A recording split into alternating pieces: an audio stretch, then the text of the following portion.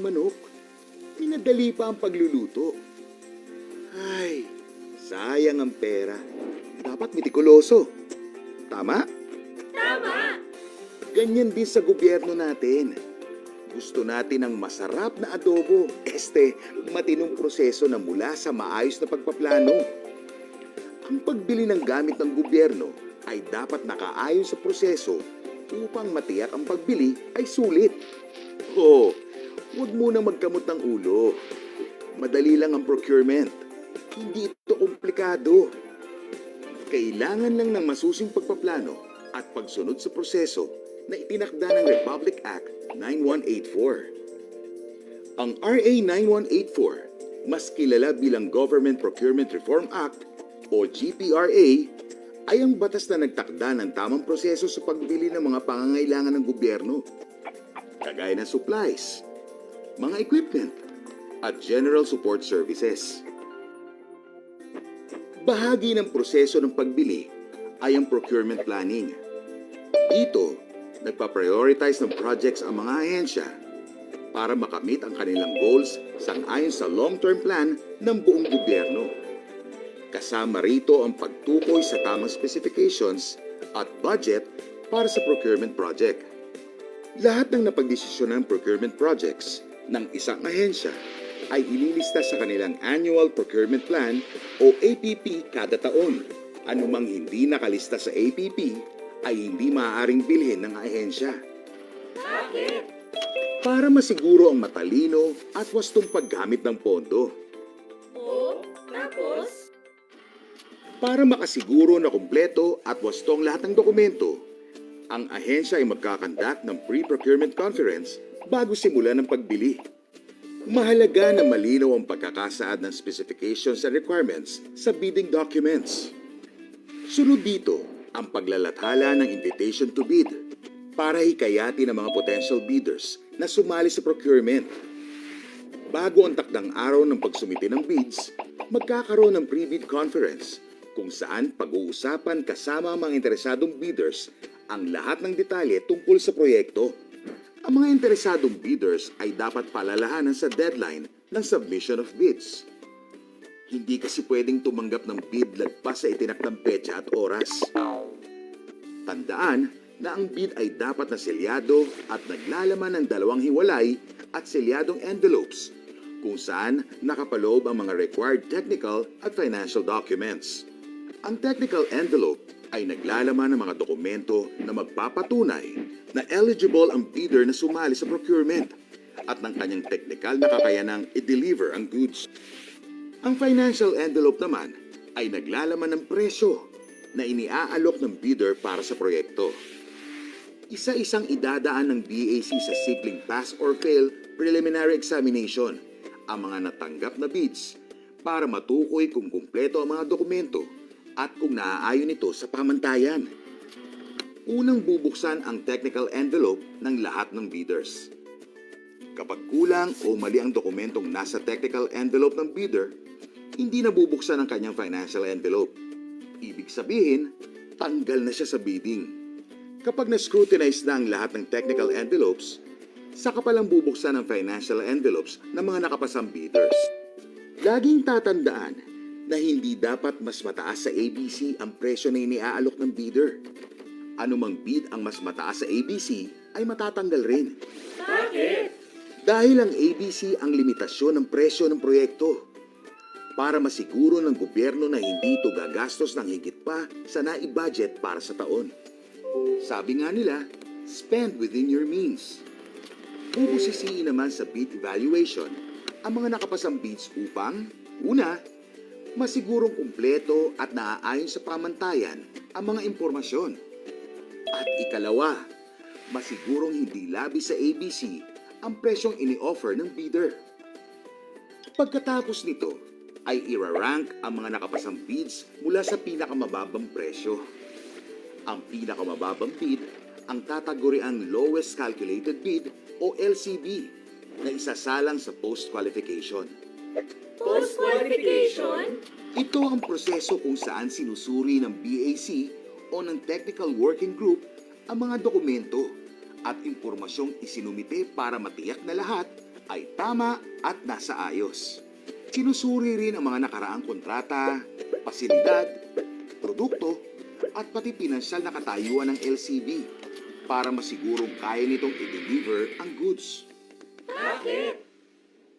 Dahil sa ganitong paraan, masisiguro ng BAC na ang mananalong bidder ay hindi lamang basta mababa ang presyo, kundi ito ay technically qualified. Kapag napatunayan sa pagsusuri na ang LCB ay nakapasa sa legal, the best quality at the best price ay swak na swak. Approve? Approve! All right, a lovely and superb morning, everyone. Before we start, may I ask our Zoom participants to please give me a quick thumbs up so that I know that you can hear me crystal clear.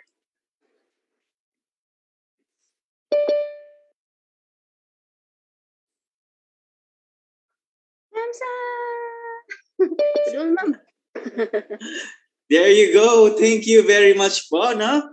So to start our today's program, may I request everyone to put ourselves in the most mighty and holy presence of our Lord Jesus Christ.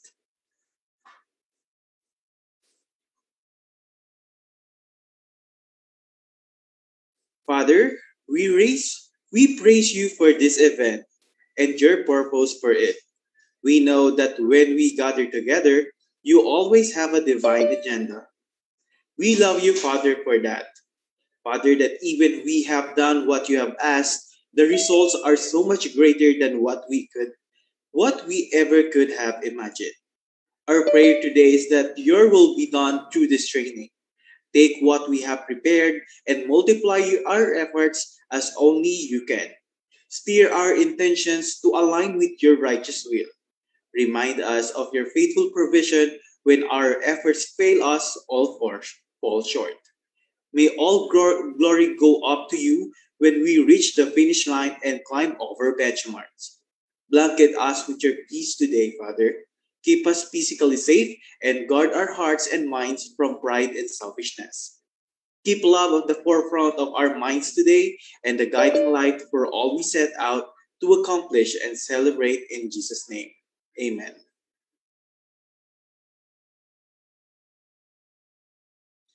Once again, a blessed Wednesday morning to everyone.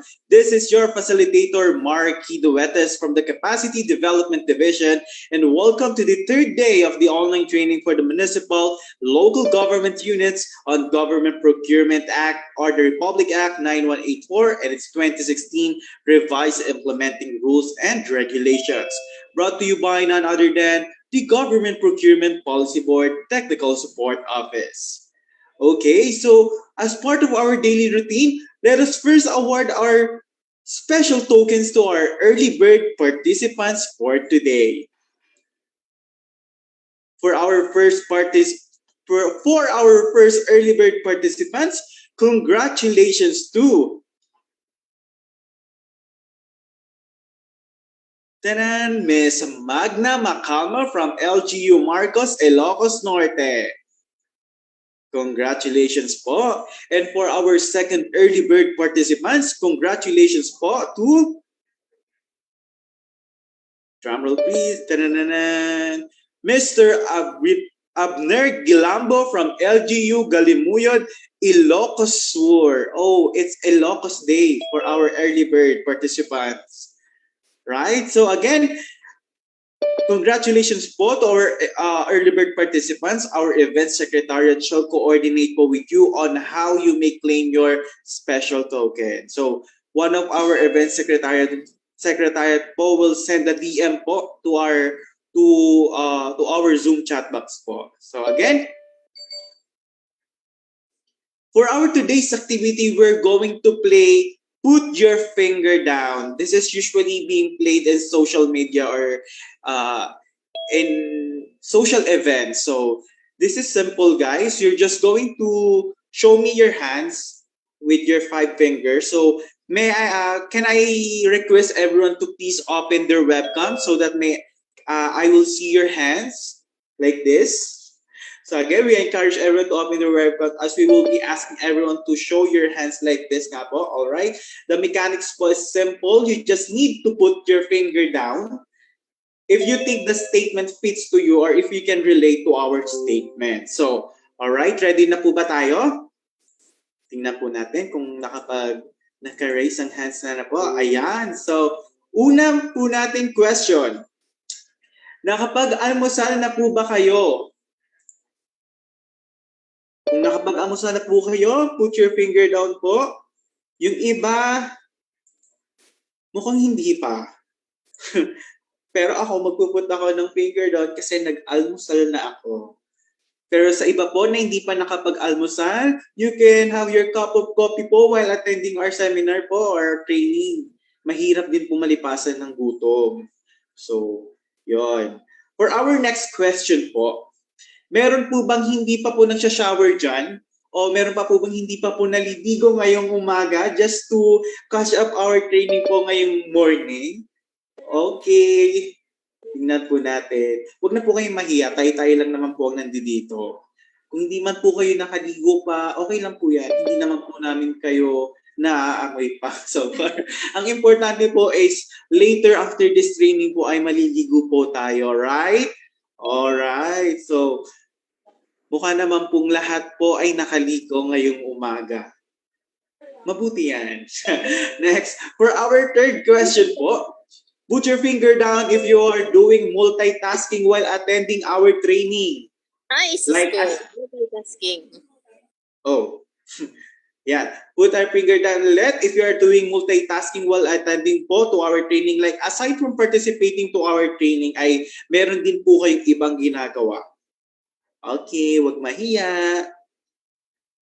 Ayan, so okay naman po yun, pero sana po ay i-absorb po natin ng lessons o yung discussions po ng ating resource speaker. At importante din po na mag-participate din po tayo sa ating mga poll questions. Alright? Yon. So next, for our fourth question po, put your finger down kung perfect na ang attendance mo mula day 1 hanggang day 3. Ay, nakaw!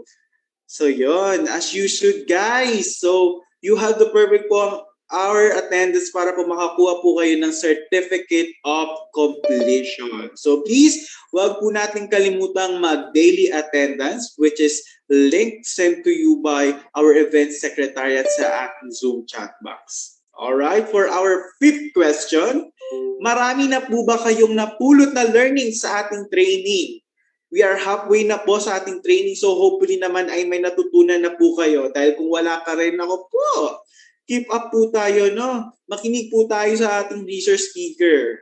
Ayan, yan po mukha naman pong lahat ng ating participants ay may mga natutunan na. For this last question po, may I request our participants to give me a thumbs up or thumbs down instead. So for my last question po, ready na po ba kayo? Thumbs up or thumbs down po? Ayan, again, ready na po ba kayo? Ayan, ready or not po kasi wala na pong atrasan to at hindahan na po natin ang ating sarili sa mahaba-habang discussion para sa umaga pong ito. Alright? And that's for our activity po for today. At least by this activity po is nalaman po nating alive, alert, and aware pa rin po tayo and learning pa rin po tayo sa ating discussion. So yon. Moving on, just a quick recap po of our yesterday's learning activity. We had a meaningful and productive learning lesson on procurement planning and budget linkage, including early procurement activities. We had a comprehensive discussion on the important and fundamentals of procurement planning, preparation of PPMP and APP, and conduct of early procurement activities, which was led by our research speaker, Regional Director Mark Louis Martin. Today, I am delighted because we are going to jump right through our learning session 4, where we'll be having an entire session on standard bidding procedures on goods, infrastructure projects, and consulting services. With that, allow me to introduce our research speaker for our today's session.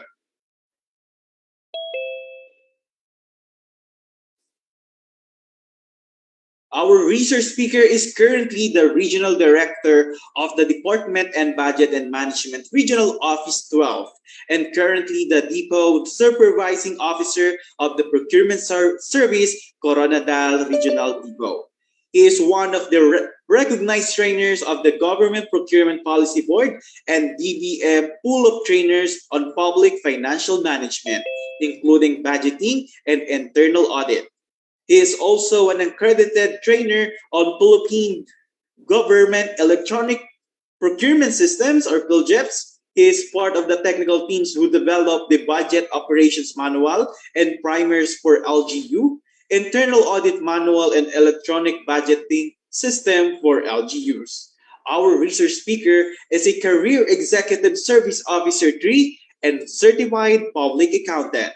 He currently completed a diploma course in organizational development under the Australia Awards and Alumni Engagement Program Philippines. He also finished Master in Business Administration. He is presently the president of the Association of Regional Development Executives 12 and Association of Regional Directors in Region 12. Without further ado, please welcome our research speaker, a GPPB recognized trainer, Regional Director Ahmad J. Usman. Good morning po, sir. Yeah, thank you very much, Sir Marky. Assalamu alaikum wa rahmatullahi wa barakatuh. We thank God for giving this another opportunity for us to learn and for keeping us safe and sound for this how many hours? I think 4 hours or 3 hours of lecture. So the topic for this morning is the standardized bidding procedures for the 3 categories: goods and services, infrastructure projects, and consulting services. But before I begin, allow me to share my screen.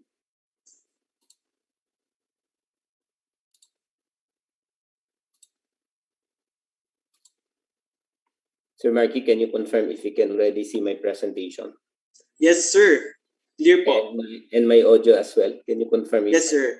coming loud and clear? Loud and clear po, sir. Thank you very much. Okay. So, without much ado and for further delay, I'd like to jump immediately to the topic because from my experience and in the normal conduct of training, this particular topic would require separate discussions or lectures for goods and services, for infrastructure and consulting services. So this is very, should I say, phenomenal because we're going to merge the 3 categories na naipe-present ho natin dito sa discussion natin. And observing the previous batches, no, medyo hirap ko really to explain, especially those procedures requirements, no, that require a lot of understanding on the part of the procurement players, practitioners, or the procuring entities. So in this topic or in my lecture, actually, I will also highlight the reasons or the rationale for the requirements, the processes, the procedures, I mean, as well as the documentary requirements, because more than understanding the provisions of the law as well as the implementing rules and regulations, dapat maintindihan po ng mga practitioners bakit po siya nire-require, bakit po ganun yung proseso. Minsan ho, in the application of these rules, pag hindi ho natin alam yung intent or the rationale or even the reason why we require it, medyo nagkakaproblema ho dun sa application o nagkakaroon later on ng yung pinaka-intent of conducting procurement or bidding process ay hindi ho tumutugma doon sa intention. Please, no, at this early, I'd like to emphasize na yung pinaka-rason po bakit po tayo nagkakandak ng procurement or ng bidding process ay dahil po makakuha ng isang kontrata para masatisfy po yung need ng procuring entity. So, we always begin with an end in mind. Ang pinaka-purpose po ng procurement is to have a contract that is advantageous to the government that will satisfy the requirements or the need of the procuring entity. Hindi ho just following the procedures but rather dapat makapag-award ho tayo ng contract para makuha ho natin yung mga serbisyo yung mga goods na kinakailangan po natin para ma-implement po natin yung mga programs, projects, and activities so that we'll be able to deliver our mandate. So yun muna yung gusto kong emphasize. So under this topic, I'd like to cover the following. Yung munang objective natin. No? By the end of this module, participants should be able to, number one, understand the key concepts in the bidding procedures. Master, no? Hindi lang ho intindihin or during this lecture, naintindihan natin that pero later on will not be able to apply these principles and these concepts. So key concepts in the bidding procedures for the three categories, goods and services. So you learn from your procurement 101, yung three categories of procurement. You have the goods and services, the infrastructure projects and consulting services. And number two, which is the most important objective of this module, is for the participants. Take note, for the participants to undertake procurement activities in compliance with Republic Act number 9184 and its 2016 revised implementing rules and regulations. And to have that mindset, correct perspective in applying these procurement activities. Kasi yun nga, minsan, katulad halimbawa ng question kahapon, I just want to go back, may nagtanong po, Sir, what if in the original APP or PPMP, nakalagay po shopping, if you want to procure halimbawa yung distilled water, may tanong na ganun. Well, tama yung sabi ng speaker. But the second issue there was, pwede po bang mag-public bidding? So, yung mindset na yun, parang ang thinking is that the primary mode of procurement, if it's possible to first undertake alternative method rather than public bidding. No, without realizing that indeed under Section 10 na nakalagay po talaga that all procurement shall be undertaken through public bidding. So yun ho yung gusto nating emphasize. So more than the procurement processes as mentioned in the rules and in the law and the documentary requirements, intindihin din ho natin bakit ho siya kailangan, ano ho yung purpose ng mga proseso na yun at mga documentary requirements. So I will cover the following. First, we're going to present to you and discuss the general principles and considerations for public bidding. Second, we will present to you and discuss the procedures as well as the requirements for the three categories, goods and services, infrastructure projects, and consulting services. So let's start with the general principles. Ito ho yung unang-unang dapat nating maintindihan. Yung general rule as provided in Section 10, Article 4 of the Republic Act 9184, where it says all procurement, take note, all procurement, regardless of the amount, the conduct of procurement should be public bidding, no? So yun yung primary mode of procurement, yun yung default mode of procurement, hindi po alternative method, no? So ibig sabihin lang ho nun, no? We have to comply with this primary mode or general mode of procurement, which is public bidding. And the exemption is the alternative method. So the procuring entity has to comply with this provision, no? Pero syempre sinasabi nung batas natin, hindi naman po pwedeng sa lahat ng pagkakataon, given the circumstances, gagamitin ho natin ang competitive bidding. Kaya yung rules ho natin nag-aalaw ho ng exemption, which is the alternative methods of procurement, no? So ano hong ibig sabihin po sir ng general mode or primary mode of procurement na competitive bidding? Ito po dapat ang maintindihan natin, that the moment we deviate from the general rule, the burden is upon the Bids and Awards Committee to justify why did you resort to alternative method. No, pagtanungin mo yung mga lawyers para ho masigurong hindi ho tayo basta-basta may habla or may complain, tinatanong tayo what's the best defense, and we answer, and they usually provide an answer, you have to comply with the provisions of the law, and the law says it should be public bidding and not the other way around. Now, yes, you can resort to alternative method, but there has to be compliance of the requirements, no? So in exceptional cases, to promote economy, expediency, and efficiency in the process, And when warranted by circumstances or the conditions present, then the procuring entity can resort. Pwede ka lang mag-alternative method if these conditions are existing. No? Kasi naman po, hindi naman practical on the part of the procuring entities to conduct all procurement through public bidding. Eh, magbibili ka lang halimbawa ng 100 pesos, magpa-public bidding, mas mahal pa yung paggawa mo ng bidding documents. Kaya meron pong shopping or small negotiated procurement small value. Or merong, alam mo naman, na-establish mo through market study na isa lang yung source mo. So you have direct contracting. Bakit ka pa magko-competitive bidding? Wala naman magpa-participate. Or if there is a calamity, meron declaration of state of calamity. And so it's very impractical. And time is of the essence. You need to respond to this particular situation. Kaya kailangan mo mag-resort to negotiated procurement. So, yes, under certain circumstances, as provided in the rules, pwede ho tayong mag-alternative method. But please remember, ang primary mode talaga natin is competitive bidding. Kaya nga sinasabi na every time we deviate from the competitive bidding, we have to justify why did we resort to alternative method.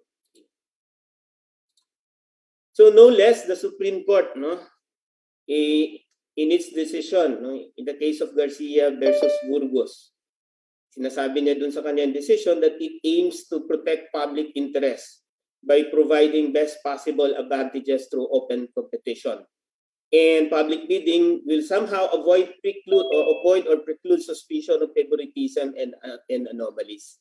So bakit ganito po kaya yung decision? I think I have my own personal understanding on this. Remember the governing principles. Just to si public bidding kasi is very compliant to these governing principles. So when you execute your procurement through public bidding, itong mga principles na ito ay present or are met compared to alternative methods. So let me give you an example. Dito ho sa competitive bidding, we are required to invite observers. Although some alternative method, nire-require pa rin naman like limited source and negotiated procurement to field biddings. Pero dito, in all stages or in certain stages of procurement, we need to invite observers. That's part of the requirement of public monitoring, that there should be a third lens that will monitor the procurement process as well as the implementation of the contracts. So dito sa public bidding compared to alternative method, mas mataas yung level ng public monitoring, di ba? The next, accountability. Accountability is observed, is met when we do public bidding compared to alternative method. Why? Because you have to follow the process. And if you fail to follow the mandatory requirements, for example, the conduct of public pre-bid conference, if the ABC is about 1 million and above, pag hindi ho natin na-conduct nun, we might be liable, pag hindi ho natin sinunod, for example, yung mandatory period, we might be liable. The Bids and Awards Committee, together with the Secretary Technical Working Group, may be held accountable or answerable to their actions. And please remember, yung pong accountability is not just penalizing the officers involved in the procurement or even yung ating mga kakontratang private individuals or entities. Yung pong accountability, please understand this as parang guarantee po for these officers to perform their duties and responsibilities. It is a safeguard, para ho nila magampanan na mabuti yung kanilang tungkulin, kasi pag hindi po nila ginawa yun, they might be answerable or liable. So dito ho, we need to observe the process, the requirements, failure to observe or even omit a mandatory requirement, magiging accountable po tayo. So mas mataas po yung level ng accountability pagdating po sa public bidding if you compare it with the alternative method. So that's accountability.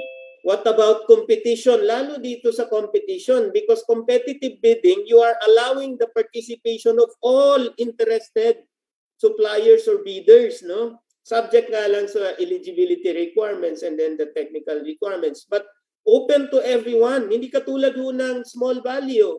Although open naman din yan sa lahat, but we tend to distribute yung quotations, 3 quotations. Hindi katulad ng direct contracting na isa lang yung supplier, so walang competition. Hindi katulad nung ibang alternative methods na wala masyadong competition. So in terms of competition, mas mataas po yung pong level pagdating po dito sa competitive bidding, and please remember the importance of competition. Yan. Kasi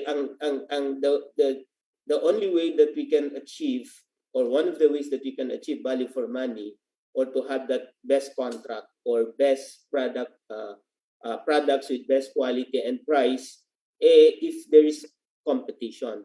Because kung wala hong competition, no, kung babaliktaran ho natin yung sitwasyon, isa lang po yung supplier, or there is a monopoly, the tendency is for the seller to dictate the conditions of the sale. So, pag walang competition, talo talaga si buyer. Kaya we have to protect this.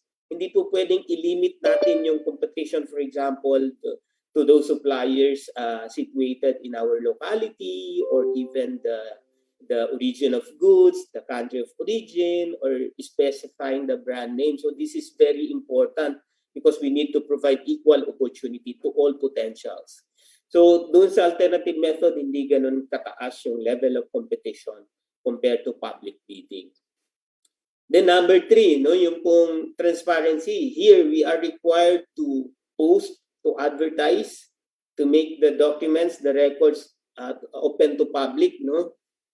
Meron pong mas mataas na level of transparency when we do competitive bidding compared to alternative method. And finally, streamlined procurement process. We have to follow the process regardless kung ano man pong level of government, local government unit po kayo, barangay, municipality, province, city, or even the national government, have to follow a certain procedures prescribed by the government procurement or prescribed under the rules. Okay?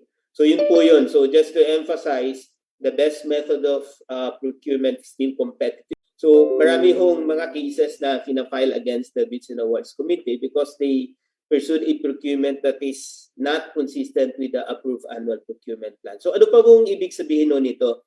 If it is stated in the approved annual procurement plan na yung method of procurement is public bidding, they have to conduct it through public bidding. And the moment we deviate from public bidding, say because of the request of the end users, mag-alternative method, we have to update or to revise our annual procurement plan. No? Wag ho kayong malito dun sa sinasabing supplemental APP or the updated annual procurement plan. Well, hindi naman ito na elaborate dun sa rules, but pag sinabi mo nating in-update, we just have to amend the annual procurement plan to reflect yung desired ho natin na procurement method or changes any part of the annual procurement plan. Yun naman po sa additional procurement items na hindi na-reflect dun sa annual procurement plan, then we have to issue a supplemental annual procurement plan. So, ang tanong po, lahat ba sir? Halimbawa, magdi-debate po kami dun sa method of procurement, kailangan talaga? Yes, because nakalagay ho sa rules natin na kung yung original mode of procurement is otherwise, dun ho sa gusto natin, kailangan ho nating ma-update muna yung annual procurement plan by passing or issuing a resolution on the part of the Bids and Awards Committee, as well as updating the annual procurement plan to be approved by the head of the procuring entity. So importante po yun. Before you conduct the actual procurement through that alternative method, dapat na-amend muna natin yung annual procurement plan. It should be consistent with the APP. So that's a mandatory requirement. So, I think this was lengthily discussed. No? Ito pong mga categories. What are goods and services, infrastructure, projects, and consulting services? Now again, why do we have to clearly define and understand saan ba mafo-fall yung procurement natin? Because meron pong pagkakaiba-iba sa procedures and sa requirements. So we have no problem between goods and services and infrastructure projects. Pareho sila na procedures. Nagkakaiba lang po ng requirements, no? But for consulting services, meron pong nadagdag na procedures, shortlisting and negotiation. Kasi later on, I will explain bakit kailangan hong maisama dun sa proseso. But more or less, pare-pareho yan. Pre-procurement conference, advertisement, pre-bid conference, opening of bid evaluation, post-qualification, then the award of contract. So we need to understand kung mafufall ba siya under goods and services because we're going to apply the requirements prescribed for goods and services. For infra naman, i-require natin yung documentary requirements. For example, yung pickup license and then the other project requirements, no? Say the list of major equipment, key personnel, as well as the organizational chart, etc., etc. Doon naman sa consulting services, so we have to conduct the shortlisting. And so, ano ba itong goods and services? So I think this was lengthily discussed, but it refers to any items, no, goods, services, personal and non-personal property. When we say personal property, these are movable property. So ibig sabihin pala, sir, yung non-personal, which is immovable, which would include buildings, should be procured through goods. Opo yun. But if kasama po yun yung right of way niya or the kailangan din pong masubject dun sa another law, no? Not really the RA 9184. But let me emphasize, if you compare goods and services with infrastructure services, may works po doon na involved. So yun po kasing infra are works, no, for immovable properties, or goods pa rin po kasi tangible din po. So to distinguish it from goods and services, ito usually movable, transferable. This would include supplies, materials, furniture and fixtures, office equipment. Pero meron din po siyang services, component na services, no? General in nature or general support services and analogous services naman po dito. Sir, meron tayong consulting services. How do you distinguish? Yung consulting services would require highly specialized technical knowledge or skills or expertise. Dito, you can change the people, pwede hong ma-deliver pa rin yung services na yan. Okay? So, goods and services also includes yung mga subscriptions, licenses, repair and maintenance, hauling, catering services, etc., etc., lease of office space. Tandaan po natin yan. Ha? And then for infrastructure projects, construction, demolition, renovation, major repair of, kung titingnan po ninyo yung mga icons or photos na nandyan po sa screen po nun, these are permanent structures attached to land, no? Permanently attached to land. Hindi po siya basta-basta naman. So seaports, airports, roads, bridges. So you're very familiar with this. I know the local government units have been procuring infra projects. Okay? And then you also have the consulting services. So ito ho, yung services or infrastructure services, yung design, the plans are part of the consulting services. You also have technical studies, pre-investment or feasibility studies, the design. I was listening to Director Aimee Lacera's discussion. Napaka-comprehensive po nung kanyang pag-identify ng mga items na ito. And other technical services, including construction supervision, and other technical works. No? So, under the present rules, we are now following the single-stage two-envelope system. Before, nung kapanahunan po, kanino ba? Nung previous director ko po, nung unang na-issue po yung implementing rules and regulations, naalala ko pa po, three-envelope system before. Separate eligibility document, separate technical document, separate din po yung financial. Now, ginoin na po yung dalawa, kaya meron na po tayong two-envelope system consisting of the technical envelopes and then the financial envelope. Okay? So yan, no? May kaibahan lang po sa consulting services, seemingly, kasi nauuna po kasi yung submission ng eligibility documents for shortlisting bago ko sila mag-submit na kanilang technical proposal and financial proposal. So, parang may separate po na envelopes. But still, no, kung tutusin, kung wala yung shortlisting, pareho din naman ang process. So just to clarify. The second thing is we now allow the conduct of or the submission of electronic bids. No?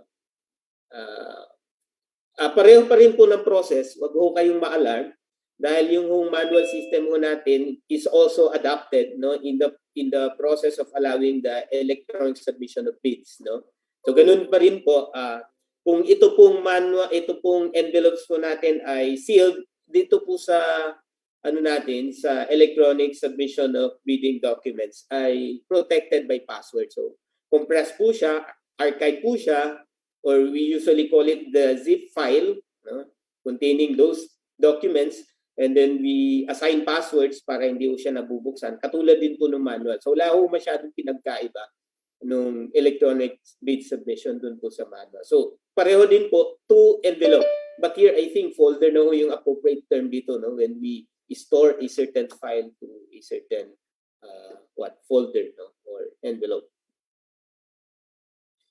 Now, who are eligible to bid? Who are eligible bidders? Of course, no, duly licensed Filipino citizens or sole proprietorships. No question about that.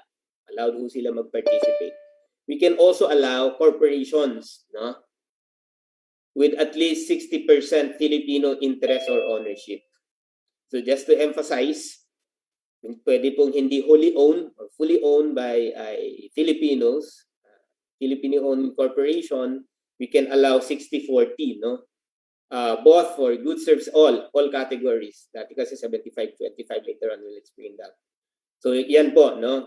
So ang limit lang po, 60% dapat Filipino ownership or interest, no?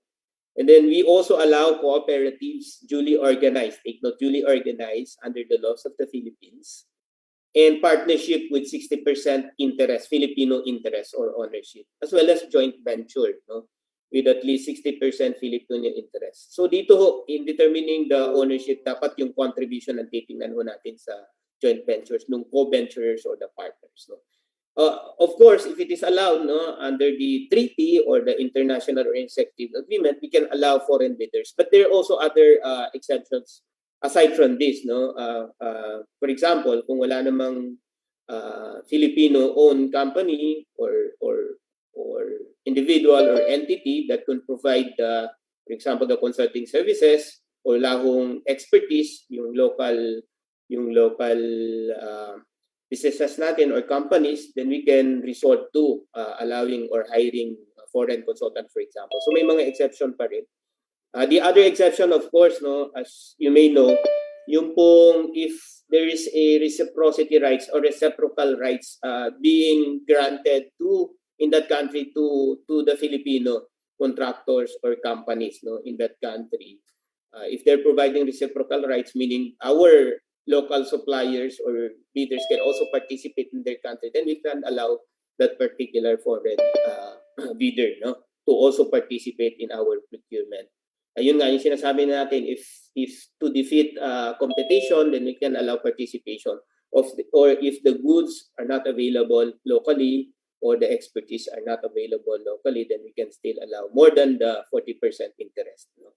So just to emphasize again, partnerships duly organized under the laws of the Philippines and which at least 60% of the interest belongs to the citizens of the Philippines. We can also allow corporations again, at least 60% of outstanding capital stocks belong to citizens of the Philippines. And those persons or entities forming a partnership in joint venture. Now, just to clarify, yung joint venture is also partnership. Ang kaibahan lang dun sa regular partnership po natin, ito is being formed for the purpose of, you know, that particular project or participating in that particular project. Okay. When do we hire consultants? Well, primarily, we hire the services or consultants because these are not available. The expertise is not available within the local government unit. Meaning there's no technical expert or person in the LGU that can perform that technical job, no?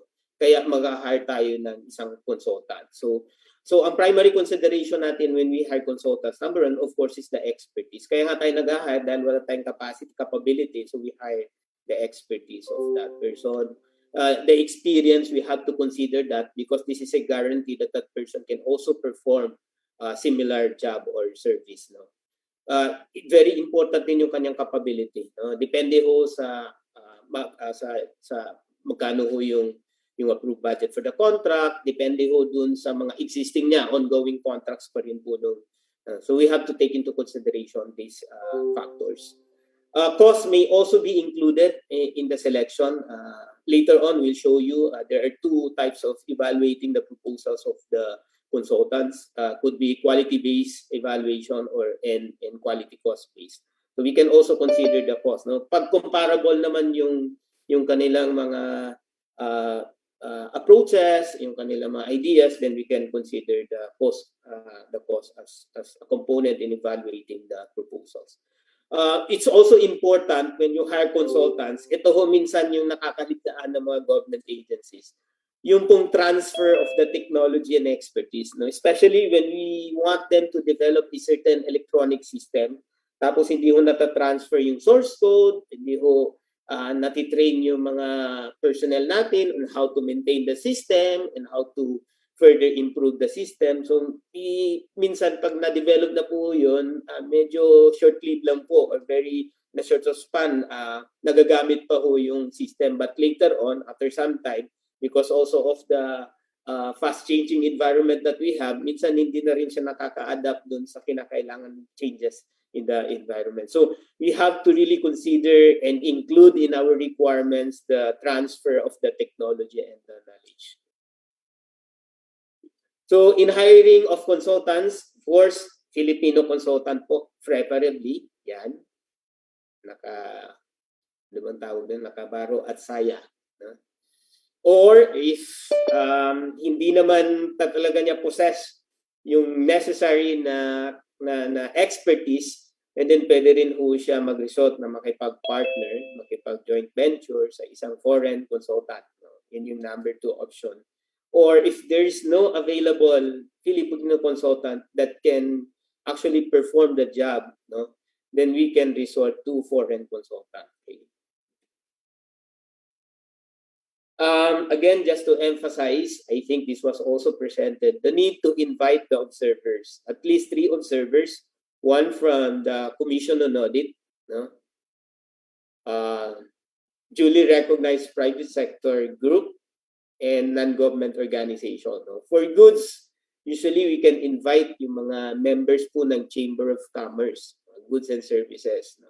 Not really the PICPA. Usually pag consulting services, we can invite yung professional members of the professional organizations like the PICPA or the PICE or the relevant professional organizations dun po sa pinoprocure po natin. And take note, the observers have to be invited in writing at least 5 calendar days before the date of the following procurement activity. Before, I think the rules mention about all stages of procurement, but this time under the 2016 rules, na specific na po kailan po natin sila ini-invite. It's a good practice to already incorporate in one invitation the schedule of activities for all those procurement activities. So, pwede pong isang invitation na lang para ma-comply na po natin.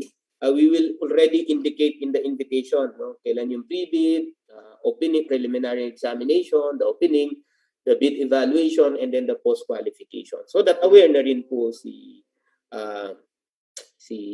observers ng mga schedule ng mga activities po ninyo. Again, why do we have to invite observers? Sila po yung nagre-represent dun sa public to really monitor the process. So third lens po sila. And they have to be very objective and independent. That's why until now, we are firm with our position that we cannot grant honorarium for the observers, no? Because the moment we do that, mai-impair po kasi yung kanilang independence, no? Magiging one of the considerations na lang po yan. Although we must admit until now, marami po talagang agencies na nahihirapan pong, makakuha ng participation ng kanilang mga observers. No? Don't worry because the requirement lang naman is for them to be invited and whether they come or not, okay lang po yun. No? Kasi hindi ko talaga natin talagang hawak yung kanilang, of course, the kanilang din may sarili-sarili din yung mga activities. And aside from the fact na posible hong masacrifice po nila yung mga yun, no? And what we can do actually is just to provide the necessary logistics or administrative requirements for them to attend, no? So kung hirap po sila to come to your office, although ngayon, no, nire-require na rin po yung participation nila through the online platform, no?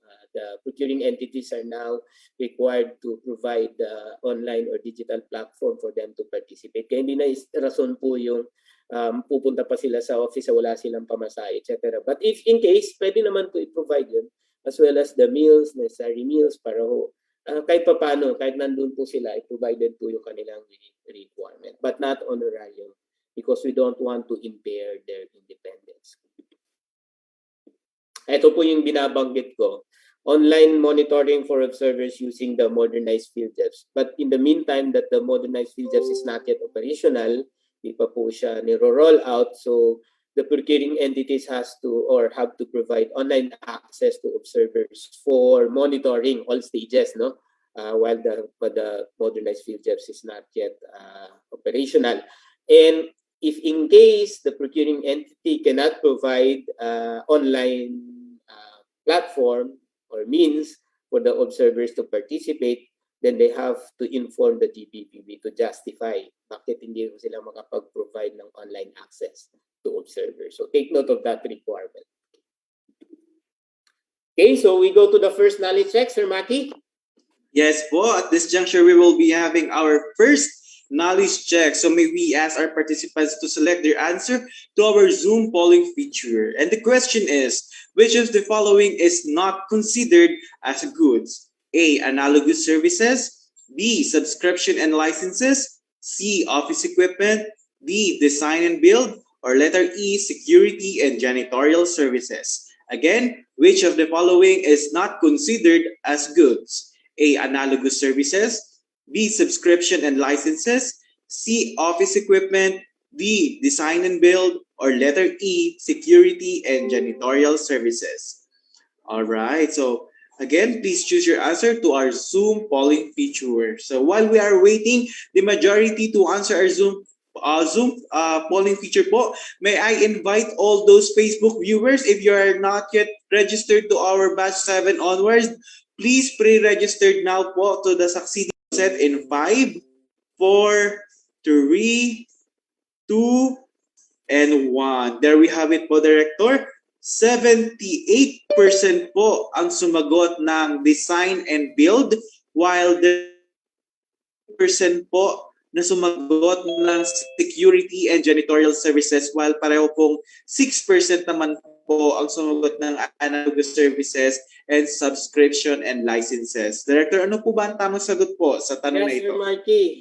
Although hindi pa rin ako happy dyan sa result na yan because only 78% got the right answer, design and build, no? May sumagot po ng security and janitorial services. Baka nalito lang po dun sa consulting services. Yan po, general support services kasi hindi naman highly technical yan. Kaya under goods pa rin po yan, no? Yung goods po natin again, ay hindi lang po yung mga tangible items, no? It also includes yung po mga services, general support services. Kaya yung sumagot po ng 11% po dyan, baka nalito lang po yan. The correct answer really is design and build because design and build is infrastructure projects. Design and build nga, no? By elimination, kung titinan mo yung list ng pagpipilian po, of course, it was mentioned analogous services is under goods and services, subscription and licenses, of course, and then the office equipment are all part of goods and services, as well as security and janitorial services. Thank you, Marky. We now Yes, proceed. po, sir. Yan. Yes, sir. Let's continue po.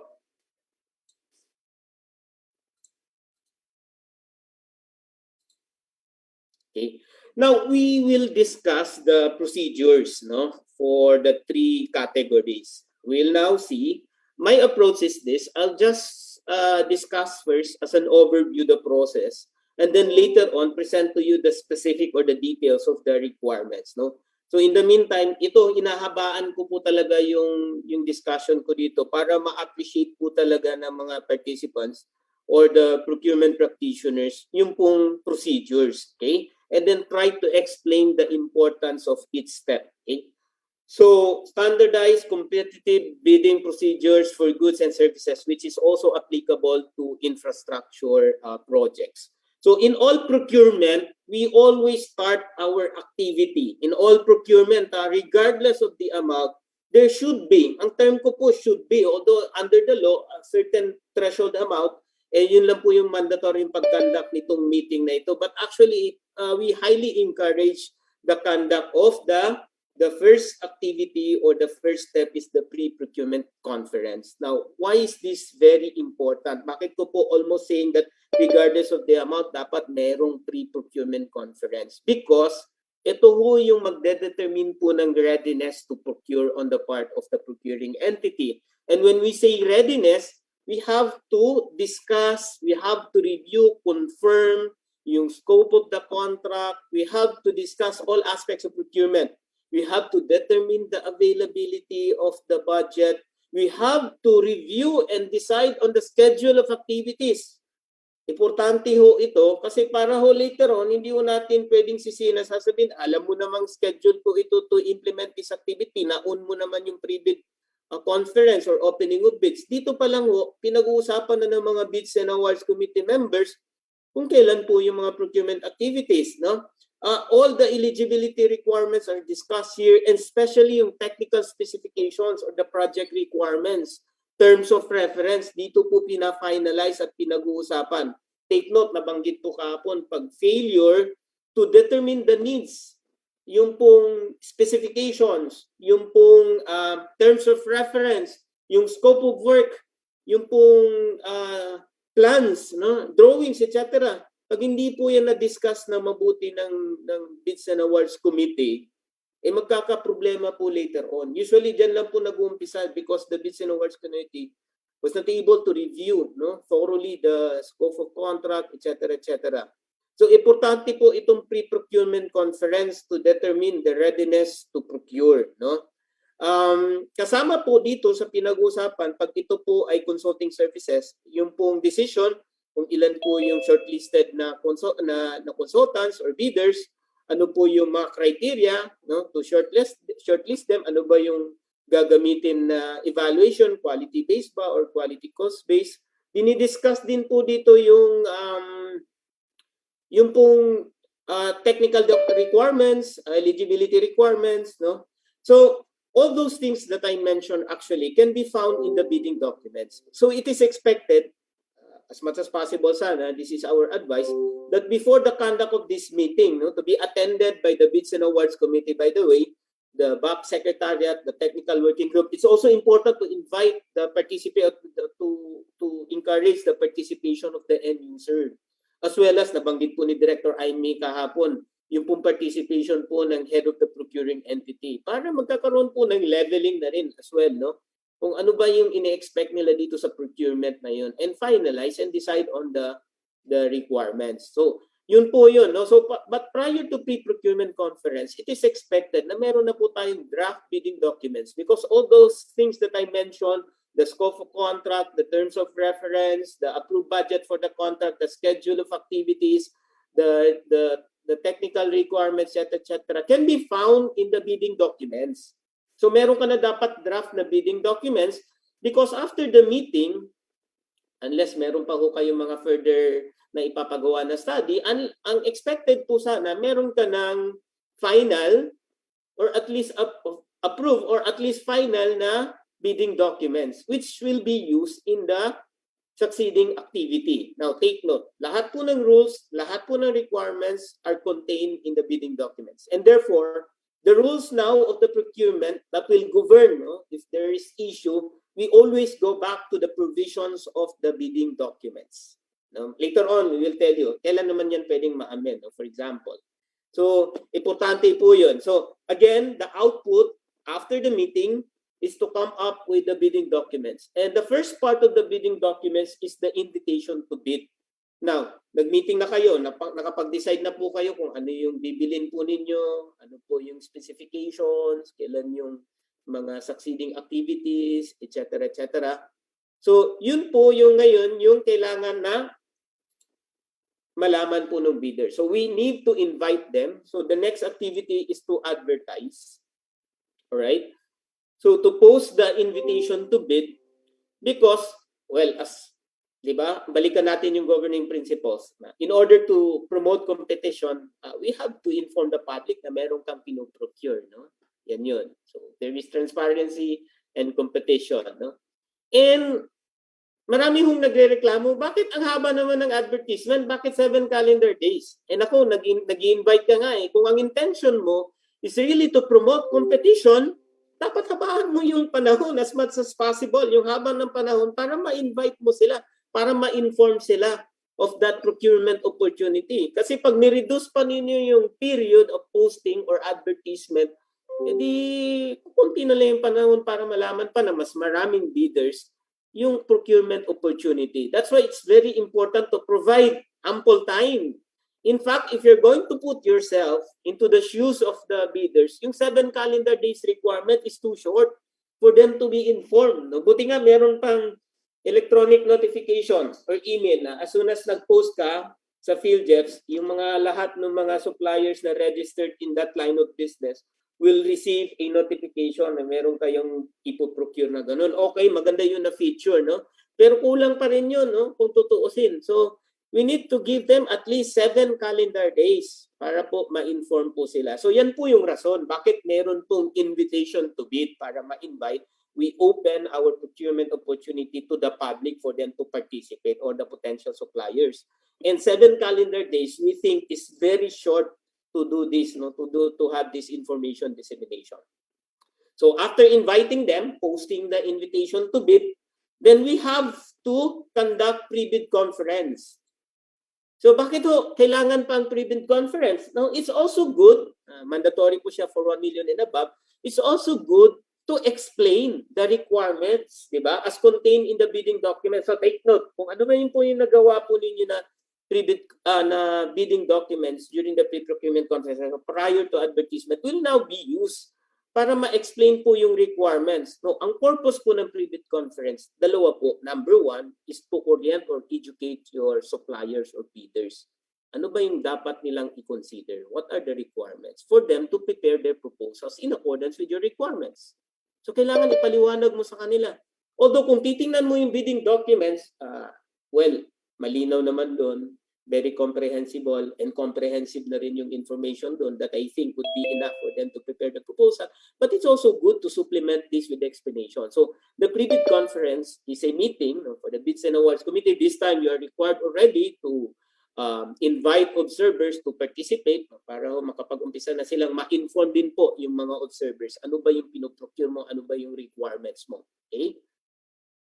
Okay, so yun po, no, to properly educate and orient, no, based on the bidding documents, the requirements of your procurement. So that's the number 1 purpose. The second purpose is this, and I think hindi ho ito masyadong nare-realize ng mga procuring entities, which is the most important reason why we need to conduct pre-bid conference, and that is to solicit or generate information coming from the suppliers or the bidders. Remember, in the discussion of the procurement planning, one of the reliable sources, I think the number 2 source ng information as far as specifications are concerned, as far as the technical requirements are concerned, no less, it should be coming from the suppliers or the bidders. So hindi ba, mas maganda na itanungin mo na rin sila kung ano yung take nila, ano yung comments, ano yung suggestions, and give them the time to clarify. Baka makapag-suggest po sila, makapag-recommend po sila for you to improve your requirements. Sabihin nila, ay, hindi na kasi yan, ngayon, available yung 500 gigabytes na storage capacity. Ang pinag-usapan na ngayon, 2 terabytes. So, at this early, bago pa lang yung deadline for submission, ma-adjust mo na ngayon yung requirements mo through the issuance of bid supplemental bid bulletin, no? If you accede to the recommendation. So, it's very important also to get inputs or feedbacks from the bidders. So yan po yung isang importance ng pre-bid conference. Now, in relation to that, nag-issue po si GPPB a resolution about encouraging or for the procuring entities or the Bids and Awards Committee to take proactive action, meaning to encourage the participation of the bidders, to encourage them to raise questions during pre-bid conference, not to discourage them. Meron no kaming mga nasasagap na bali-balita. Kwentuhan po tayo. Yung iba, may pa mga rules pa na, isang question lang ang pwedeng magtanong. Yung lang nakapag-secure ng bidding documents ang pwedeng mag-raise ng question. Hindi po ganun, no? Ika nga sa Sonchos Art of War, sinasabi nga, pagkabisado mo yung terrain at galaw-galaw ng galawan ng mga kalaban, no? Well, we're not considering the bidders as your kalaban, but for example lang po, no? Mas maganda po na kabisado po ninyo yung terrain at ano po yung what's going on on the part of the bidders para makapag-adjust po kayo at kumbaga pa yung eventually yung makukuha po ninyo contract is for the best interest of the government or the public, no? So yun po yun. Tandaan po natin, we need to encourage the bidders or the participants during pre-bid conference to raise questions, no? Because we are not required to really respond or to accede to whatever recommendations that they have. So if you find them as medyo pasaway na or paulit-ulit tanong, nasa atin naman din yung power on how we manage the conduct of this meeting. So baka may makasagap lang tayo na magandang information coming from the bidder. So if I were you, local government units, I will really provide an opportunity for these bidders to ask questions, clarify the provisions of the bidding documents, because this will help them prepare proposals in accordance with your requirements. So after ng pre-bid conference, expectedly, ano pong output niyan, that the bidders will now have now the sufficient knowledge or necessary information for them to prepare their proposals. So after the pre-bid conference, alam na nila yung requirements, alam na nila yung technical specs, etc.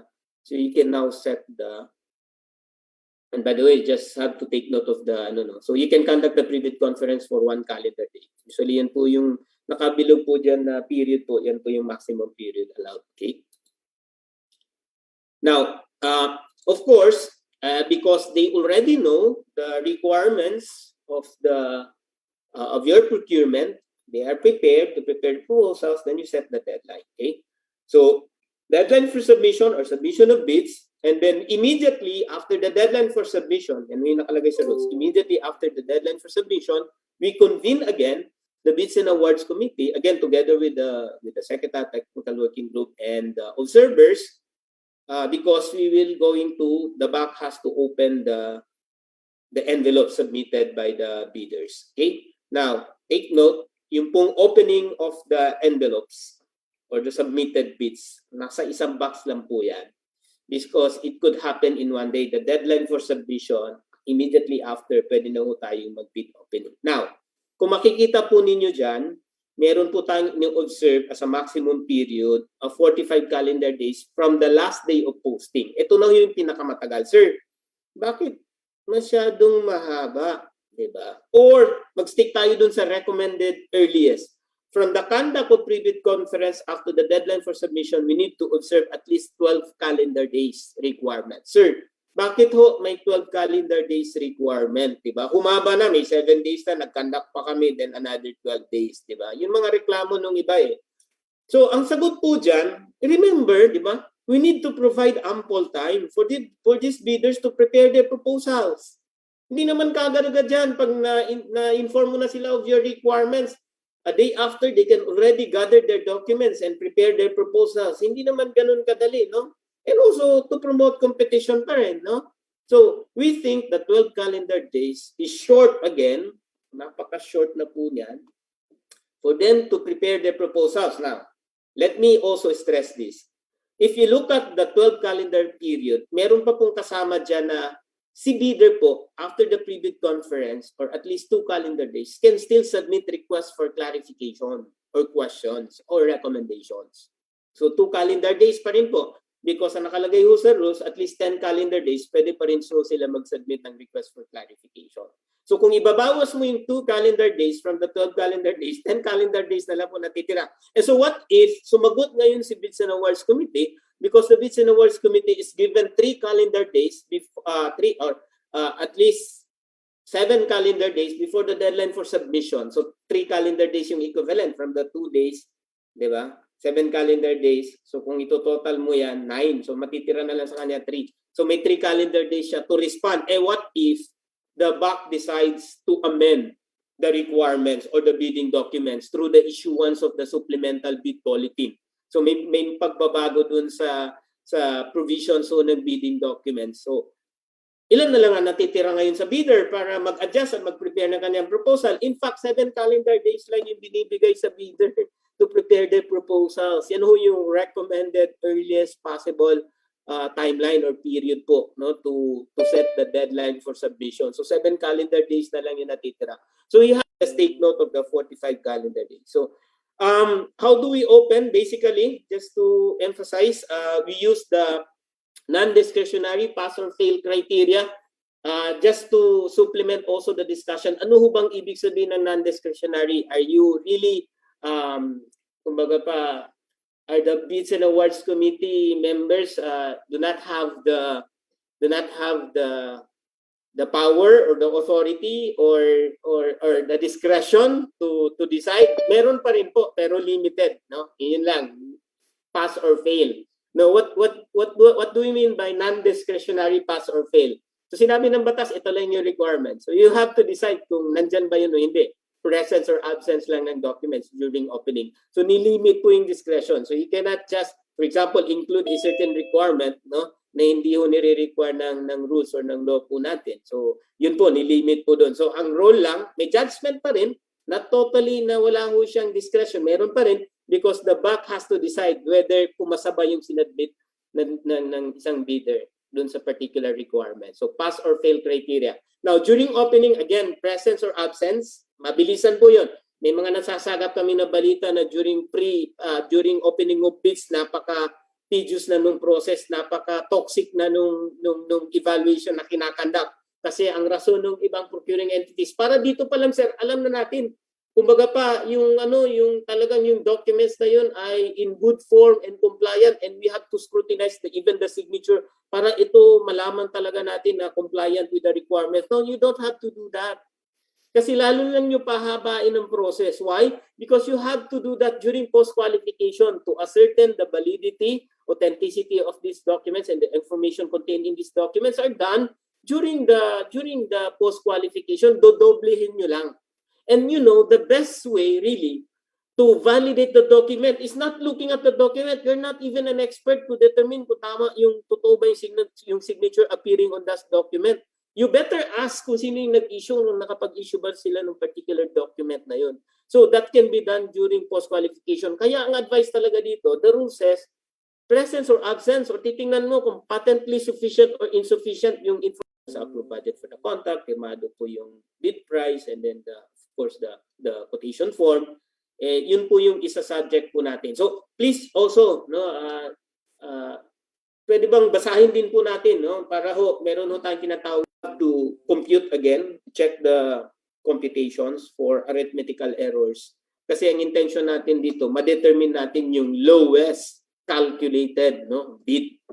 Because yung lowest calculated bid, yun lang po yung isa subject natin for post-qualification. So after this, no, na-rank na po natin sila. So we will come up again with an abstract na nandun na po as calculated naman po itong abstract. So you have two abstracts, abstract as read and then abstract as calculated. So yung as calculated will be the basis for the issuance of the notice of the lowest calculated bid, informing that particular bidder to submit the post-qualification documents, and then the Bids and Awards Committee will proceed with the post-qualification of that LCD. So LCD po yung result nitong bid evaluation and ranking. Okay? Now, in the post-qualification, ito, dapat i-check ninyo. So hindi lang yung mga documents, but also the information contained therein. No? Uunahan ko na po yung concerns about, sir, pwede bang mag-require kami ng additional documents during the opening, such as the certificate of product registration? Hindi po, kasi minimum po yung requirement, but we can include in the technical requirement. Sabihin natin, dapat meron siyang certificate of product registration. And then isama po natin, if you want, the submission of the certificate of the product registration during the post-qualification. No? Take note, ito lang po yung mga requirements ng batas, ha? Na hindi tayo basta-basta mag-add ng any documents na hindi naman nire-require. Now, for those technical requirements, sinite po natin sa specifications, for example, no, this can be corroborated. No, this time, during post-qualification, doon natin hanapin yung document na yon to ensure na talagang yung in-state niya, for example, na requirement doon sa, or compliance to the requirements as stated in the technical specifications are really true, no, by looking at the supporting documents, no? For example, the certificate of product registration. Now, post-qualification. Now, we also have to check the performance. Hindi lang po dun sa pag-validate, pag-ascertain ng authenticity or validity of the document, but we also check the performance for the ongoing contracts of the bidders. So kasama po tinitingnan po natin yan during post-qualification. Later on, we'll show you what are the details of this. Just take note of the maximum period. In exceptional cases, pwede pong ma-extend up to 45 calendar days yung ating post-qualification. Bid evaluation with maximum 7 calendar day period. And then, yung pong post-qualification, ito pa pala, no, before I forget, may mga cases kasi na sa local government units, parang mas powerful yung technical working group. Sinasabi nila na it's really the power or the responsibility of the technical working group to post-qualify. Mali po yun. Because the responsibility to post-qualify is still with the or upon the Bids and Awards Committee. No? Kanila po na function yan. I remember, yung pong function po ni Technical Working Group is just to assist, kung babasahin po niyo yung implementing rules and regulations, to assist the Bids and Awards Committee in the discharge of their functions. So it's the Bids and Awards Committee. But of course, kung gusto ni Bids and Awards Committee to delegate this particular function to Technical Working Group, lima sila yung magsa-site inspection, ocular visit, etc., mag-check ng samples, then they can do that. And then all the Technical Working Group has to submit is the report, post-qualification summary report. And for the Bids and Awards Committee, in a meeting, meeting po sila to confirm and approve the post-qualification summary report. And from there, syempre, magde-decide na sila through a resolution, no, to determine the lowest calculated responsive bid pag nakapasa po yung lowest calculated bid sa post-qualification. And then, of course, the other content po ng kanilang resolution is to recommend award of the contract to that lowest calculated and responsive bid. So, dapat ang output po after the post-qualification, meron pong resolution, no, to be submitted to the head of the procuring entity, for the issuance of the notice of award. Okay. So, yun po yung sa goods and services. Now, we look at the infrastructure projects. Pareho lang po, no, walang pinagkaiba. Pareho po ng process, magkaiba lang po sa technical documents as well as some component of the financial proposal. But if you look at the maximum period provided for the in setting the deadline for submission from the last day of posting, ibig sabihin on the 8th day, dun sa after the advertisement, okay, you have 50 calendar days for procurement with approved budget for the contract of 50 million and below, and 65 calendar days for above 50 million, yung maximum period. All the rest pareho lang po sa goods and services. Okay? Now, for consulting services, again, pareho ng procedures, but there is now eligibility check and shortlisting. So prior to the opening of bids, usually conducted in the goods and services and infra, meron pong isiningit dyan na eligibility check and shortlisting. Sir, bakit merong eligibility check and shortlisting? And the reason behind is this. Kasi itong consulting services, meron na kasing investment na gagawin. Meron ng investment as to time and effort, and then of course yung expertise po nila, habang ginagawa pa lang nila yung proposal ng mga consultants. Kasi di ba, gagawa sila ng ano bang plan, ano bang approach, methodology, ano bang dapat na comment sila dun sa terms of reference, etc. No? And to ready the personnel sa project na yun. And it would require a lot of time and resources in terms of yung pong expertise po on the part. So pag inopen natin sa kanila sa lahat ng mga consultants, pag wala pong shortlisting, the tendency is for these bidders or consultants to have a slim chance of getting the contract. Kasi open nga sa lahat. So they will not be encouraged to submit their proposals because they don't know kung sino magpa-participate. And so in effect, wala ho masyadong magpa-participate during the actual submission. Kaya, minabuti po nung rules po natin na i-shortlist natin muna sila so that kung 5 lang po siya, for example, yan po yung preferable number of shortlisted consultants, pag 5 lang po, di ba, they will be encouraged kasi tumaas yung chance nila. More or less, meron silang 20% chance of winning or getting the contract. And so they will proceed in submitting their proposals. Kaya meron pong shortlisting. Now, yung shortlisted po na consultants po natin or bidders, yun lang po yung makapag-participate po, makapag-attend ng pre-bid, i-issuean po sila notice of eligibility and shortlisting. Sila lang po yung pwede mag-submit ng kanilang proposals. All the rest, pareho lang po yan. But during negotiation, of course, meron pong kaibahan dito sa bid evaluation. Pati, yung pong negotiation is the other medyo peculiar step. No? Because kailangan i-negotiate yung terms of reference. Kasi hindi naman po yan apple to apple. Kaya nga nagpe-present so sila ng kanilang ideas, no? And also to negotiate yung scope of the study, yung pong mga facilities and services to be provided by the procuring entity, no? etc. etc. So kailangan magkaroon muna ng negotiation bago po makandak yung post-qualification and then eventually the notice of award. Okay. Marami ng questions, ha? Okay? I would encourage everyone to submit as many questions as you can, hoping that we can also answer these questions during the open forum. Kasi feeling ko mag-extend tayo to up to 1 o'clock. Joke lang. Bilisan na natin. Marky, anong slice na ako kaya? Hindi ko nakikita. Anyways, ayan. Para ma-break lang yung lull, no? Yung monotony. Wait. Sige lang. Malayo pa ako. I think nasa pang 10 or 15 slides pa lang ako. Anyways, out of 128. Sige. Now, bilisan lang po.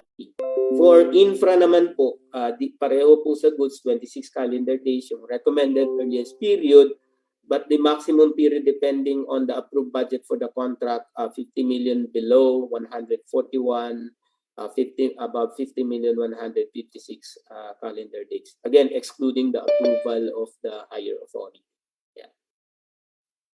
The earliest period for consulting services, no? Remember, meron po siya mga additional steps, kaya hindi po siya 26 days, 36 calendar days, maximum of 180 calendar days naman po. Okay? Excluding, again, approval of higher authority. And if there's a need or a requirement for higher authority to approve the contract, from the receipt of the contract, no, they have 20 calendar days. I think this is for national government agencies. And for GOCC is concerned, no, board, they have 30 calendar days. So binigyan pa ng additional 10 days kasi collegial body kasi yung sa GOCC, yung approving authority. They still have to convene. Okay. Now, ito hong magandang development, and I really appreciate na sinimulan po ito ni GPPB. And I think with that issuance of the GPPB, the agencies were triggered to even apply digital signature to other transactions. In fact, in our office, ang pinaka-benchmark ko namin nung mag-issue na po si GPPB ng resolution allowing the use of digital signature. And when we engage our Commission on Audit, because they're not also aware of the E-Commerce Act of 2000, no, pwede na palang mag-reflect tayo ng digital signature. Natuwa po sila, no? I think this was issued, no, as early as 2019, wala pang pandemic, no, inaalaw na po ito. Parang na-anticipate po nila na magkakaroon po ng quarantine, ng lockdowns, ng limited movement, and the only way to sustain our transactions is to, of course, use the digital, no, technologies. So one of which is the digital signature. Madali lang po yung pag-secure po ng PNTKI. You just have to coordinate with the DICT, and they are very accommodating, facilitative in orienting you and providing the processes. No, meron pong file or certificate, we call that PNPK, that you need to secure from the DICT. Tapos pag meron na po kayong yung certificate file na yun, then you can just click it on whatever device. Then from time to time, pwede ho ninyong apply yung digital signature. I think yung digital signature dito na inaalaw, yung pong merong PNPK, hindi po ito yung scan copy of your signature. So if you look at yung mga listed po dyan ng mga documents na pwede ho ninyong gamitan ng digital signature, no? Napakaganda po, APP, even the request for quotation, etc., the abstracts. So ito po yung complement po ng pag-conduct po ng bidding activities online. So we have the Zoom, the Meet, when we conduct bidding activities. Ang tanong na lang doon, paano kung meron kami pipirahan mga documents? Pupunta pa rin kami sa opisina. Ito po yung sagot. No? Hindi na, because if you have the digital signature, i-route na lang sa'yo, i-email. Hindi po basta-basta na-edit yun, kasi pag in-edit mo yung documents, hindi ko alam kung PDF po yan. Kung Word naman po yan, pag in-edit po ninyo, hindi ko papayag si Microsoft. So, sabi na, edit anyway. Pag in-edit anyway, matatanggal yung signature, etc., etc. So, kung may concern pa rin po kayo on the security features, napaka-secure po. And as a matter of fact, we've been using this particular signature in the transactions that we have. So, kami rin, paperless na po kami, even for other transactions. Okay? Ito ho yung binabanggit ko kanina na kino-complement po ng digital signature. Ito naman is the use of the video conferencing, webcasting, and similar technology. No? Now, if you conduct your particular bidding activity or procurement activity. Meron din pong tinatawag na blended mode, ano? Pwedeng combination of the face-to-face and the use of online or digital platform, no? So if the Bids and Awards Committee members are participating through online platform or online through video conferencing, their participation is considered in the determination of quorum, and if the quorum is reached with the participation of the PAC chair or the vice chair, then that particular meeting is already valid and binding. So yun po yun, no? So maganda ho ito because even if the members of the Bids and Awards Committee are situated in other areas or remote areas, they can still participate. So there's no reason anymore not to proceed with the conduct of that particular procurement activity. Okay. So you can conduct your pre-procurement conference, bid opening, and other procurement activities through video conferencing webcasting. So yan na po. Hindi na po mahirap ngayon inaalaw na rin po yan. Now, we go to the specific requirements and maybe highlight some of the important policies as regards the conduct of each procurement activity. So let's start again with the pre-procurement conference. As mentioned, the pre-procurement conference is necessary to determine the readiness of the procurement. So we discuss all aspects of procurement, especially the technical specifications, etc. No? So when do we conduct this? Of course, before the advertisement, no? Before posting of the invitation to bid. Kasi dito tayo magde-decide, magpa-finalize po ng mga requirements and the rules of the game or the procurement. And then, again, as mentioned, although this is only mandatory for goods and services with approved budget for the contract of 2 million, or rather above 2 million, for infrastructure projects above 5 million, and for consulting services 1 million, we still highly encourage. So ito, mandatory lang po siya pag yan po yung approved budget for the contract. And take note, we also advise you to invite, of course, aside from the Bids and Awards Committee, sila po yung talagang mag-meeting, yung pong consultants who have the technical expertise relative to the project to be procured. The end user unit is also important, just to ensure that what you are approving or finalizing as far as the requirements, even the quantities, even the schedule of activities are properly communicated, or maybe they are provided with the opportunity to ask questions or to further suggest. Kaya in-invite din po si end users and other officials, including the head of the procuring entity.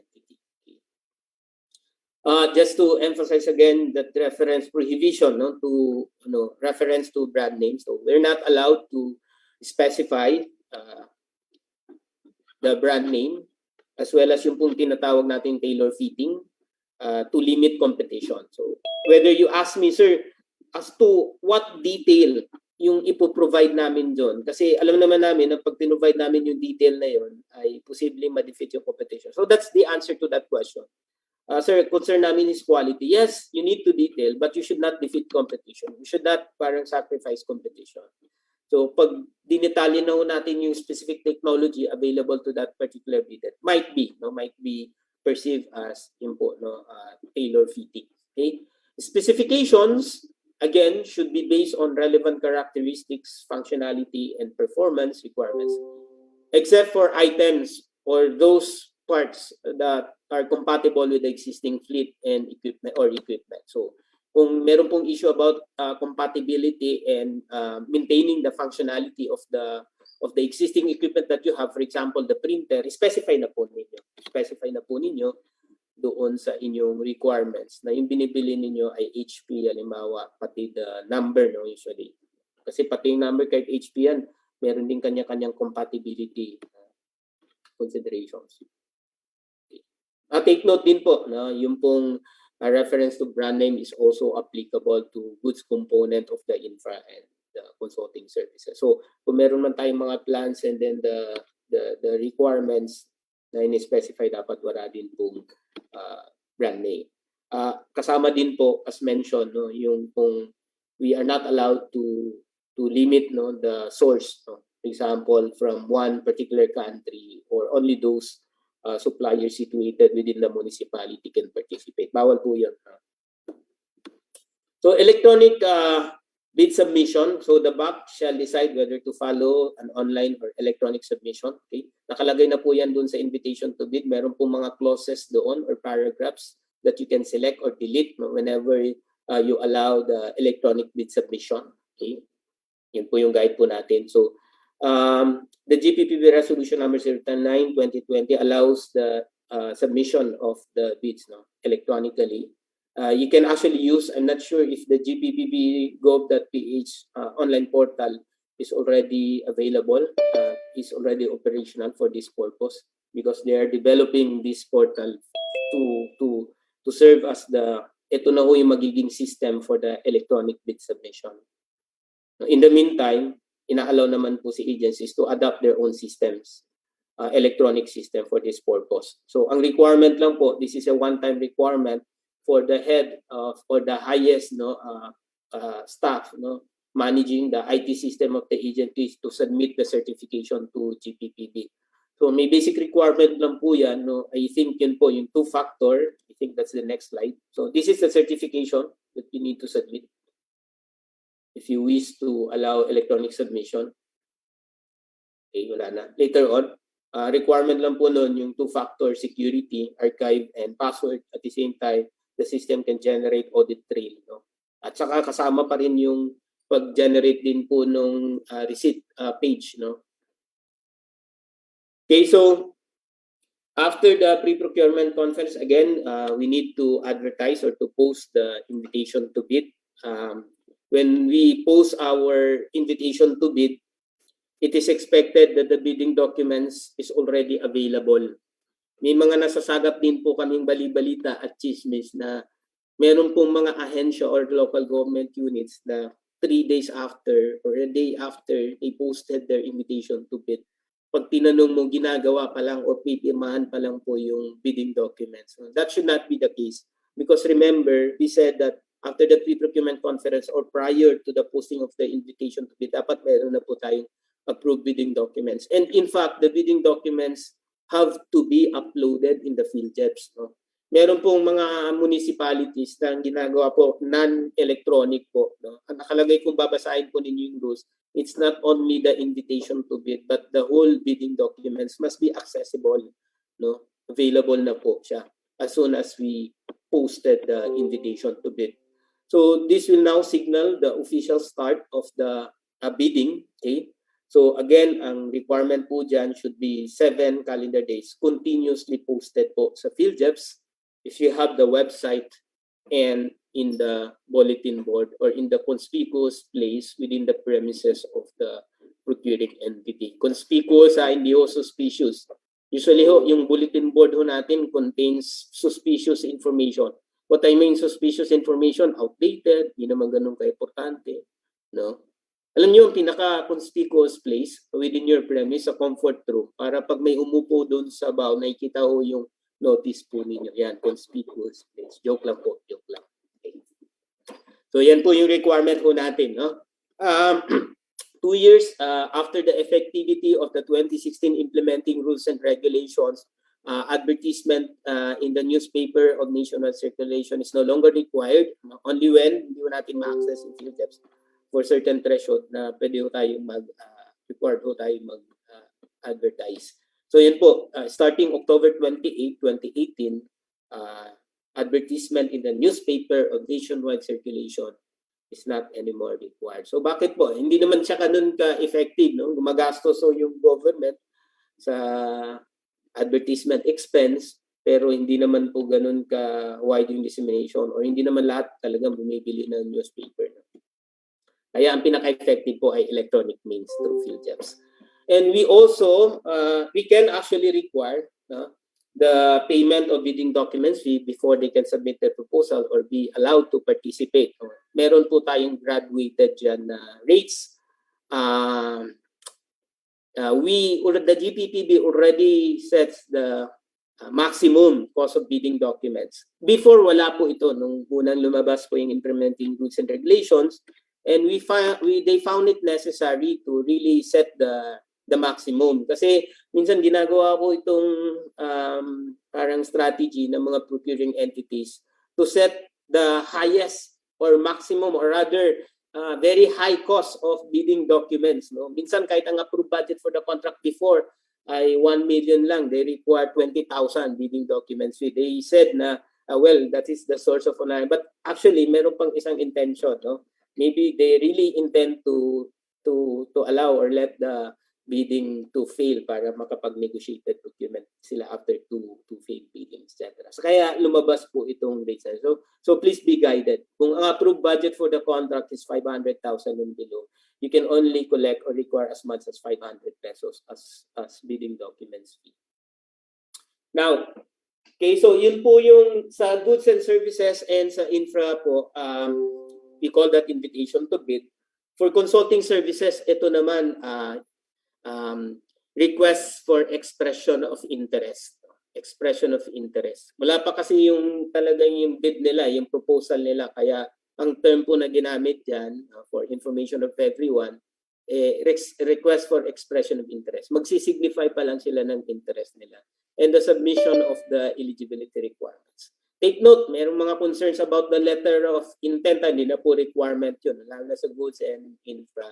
Wala pong LOI na nire-require. Marami pa rin pong municipalities na nire-require po ng letter of intent. Hindi na po siya requirement. So, a prospective bidder should submit its expression of interest. We have that eligibility and document submission form together with the required eligibility documents on or before the date and time for the submission of such requirements, because we will already check their eligibility and then shortlist these consultants or these bidders. Yun po yung kaibahan dito sa consulting services. Now, when it comes to shortlisting, during the pre-procurement conference, the BAC already has to decide kung ilan ba, 3 or 7, but preferably 5, number of shortlisted consultants. So, yan po, we will evaluate dito after the eligibility checking, doon po sa kanilang based on their submitted documents. Yung primary basis po dito, yung statement of all ongoing and completed contracts. Mamaya, explain ko po yung kaibahan yan doon sa goods and services. And the curriculum vitae of the staff or the personnel required to be submitted or to be engaged in this particular procurement project. So, shortlisted consultants shall be invited to participate. Sila lang po, i-issuean po sila ng notice of eligibility and shortlisting. So, how do we shortlist? Using the following criteria, and then we can assign. Kayo po, meron po kayong flexibility to assign the weights. Recommended lang po yan. But I think it's also sound to adapt these weights provided. So for applicable experience of consultant, we can assign 50 points or 50%, considering the overall experience as well as the individual experience of the consultants or personnel from that firm or consulting firm. Then times when employed by other consultants. So yun po yung pwede natin titingnan to rate yung kanilang experience. Then of course, the qualification of personnel to be assigned to the job. So we look at the education, work experience, and we can check this from the curriculum vitae to be submitted by the consulting firm or the bidder. Then current workload relative to job capacity. So titingnan din po natin yung ongoing nila ng mga contracts, and then we look at the capacity. How many personnel do they have? Kaya pa ba nila assume ng another consulting project? So ang ginagawa ko sa shortlisting, of course, nirarangdam based on the scores obtained by each bidder or each consultant, and then the BAC will recommend the shortlist to the head of the procuring entity for consideration and approval. And only shortlisted consultants can submit proposals. Okay, so there's a possibility that we allow the participation of the foreign bidder. So, mga eligibility documents nila usually, syempre, hindi yung anong nire-require dito sa Philippines because they're operating in another country.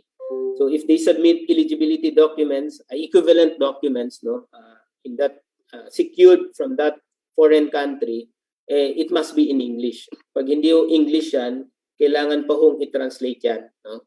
I-translate po ng relevant foreign government agency kung saan po located po yung foreign bidder na yun. The foreign government agency authorized to translate documents or a registered translator in the foreign bidder's country. Okay? So yun yung basic requirement. And this should be, no, before the apostille, this should be validated or authenticated by the Philippine Foreign Service Establishment or Post. So yung mga embassy po natin doon, kailangan mag-submit pa rin po sila doon para ma-authenticate po yung translated documents. Now, because we are already part or contracting party to the Hague Convention, Apostille Convention, pwede na pong hindi nila, yung mga contracting parties po doon, meron po silang mga designated po na mga authorities that can issue the authentication or sinatawag ho nating apostille. That's the authentication certificate or so yun na po, no? Hindi na po kailangan yung foreign post po natin or service except for those mga countries pa rin na under the list of the foreign affairs. So meron pong listahan yan and can be accessed kung sino po ito mga designated po na mga competent authority, no? Na mga contracting parties to the. So sinorten lang po, sinimplify lang po yung authentication of the documents. Okay, so pre-bid conference. Okay, again, this is very important because we need to properly educate or orient our bidders. Our purpose here is para mag-guide natin sila dun sa requirements po nila. So basic requirement is should be done at least 12 calendar days. Take note, at least 12 calendar days before the deadline for bid submission, but not earlier than the 7-day calendar period for the posting. So on the 8th day ka pa earliest possible na makapag-conduct ng pre-bid conference. So patapusin mo muna yung 7 calendar day period ng posting before you can conduct pre-bid conference at the earliest possible date. Okay? So again, the purpose of which is to discuss, clarify, explain, among other things, the eligibility requirements and the technical and financial components. So these things are actually the contents of the bidding documents. Okay? Including, of course, this is the second objective that I discussed earlier, including clarification, clarifying or addressing or allowing the bidders to raise questions, no?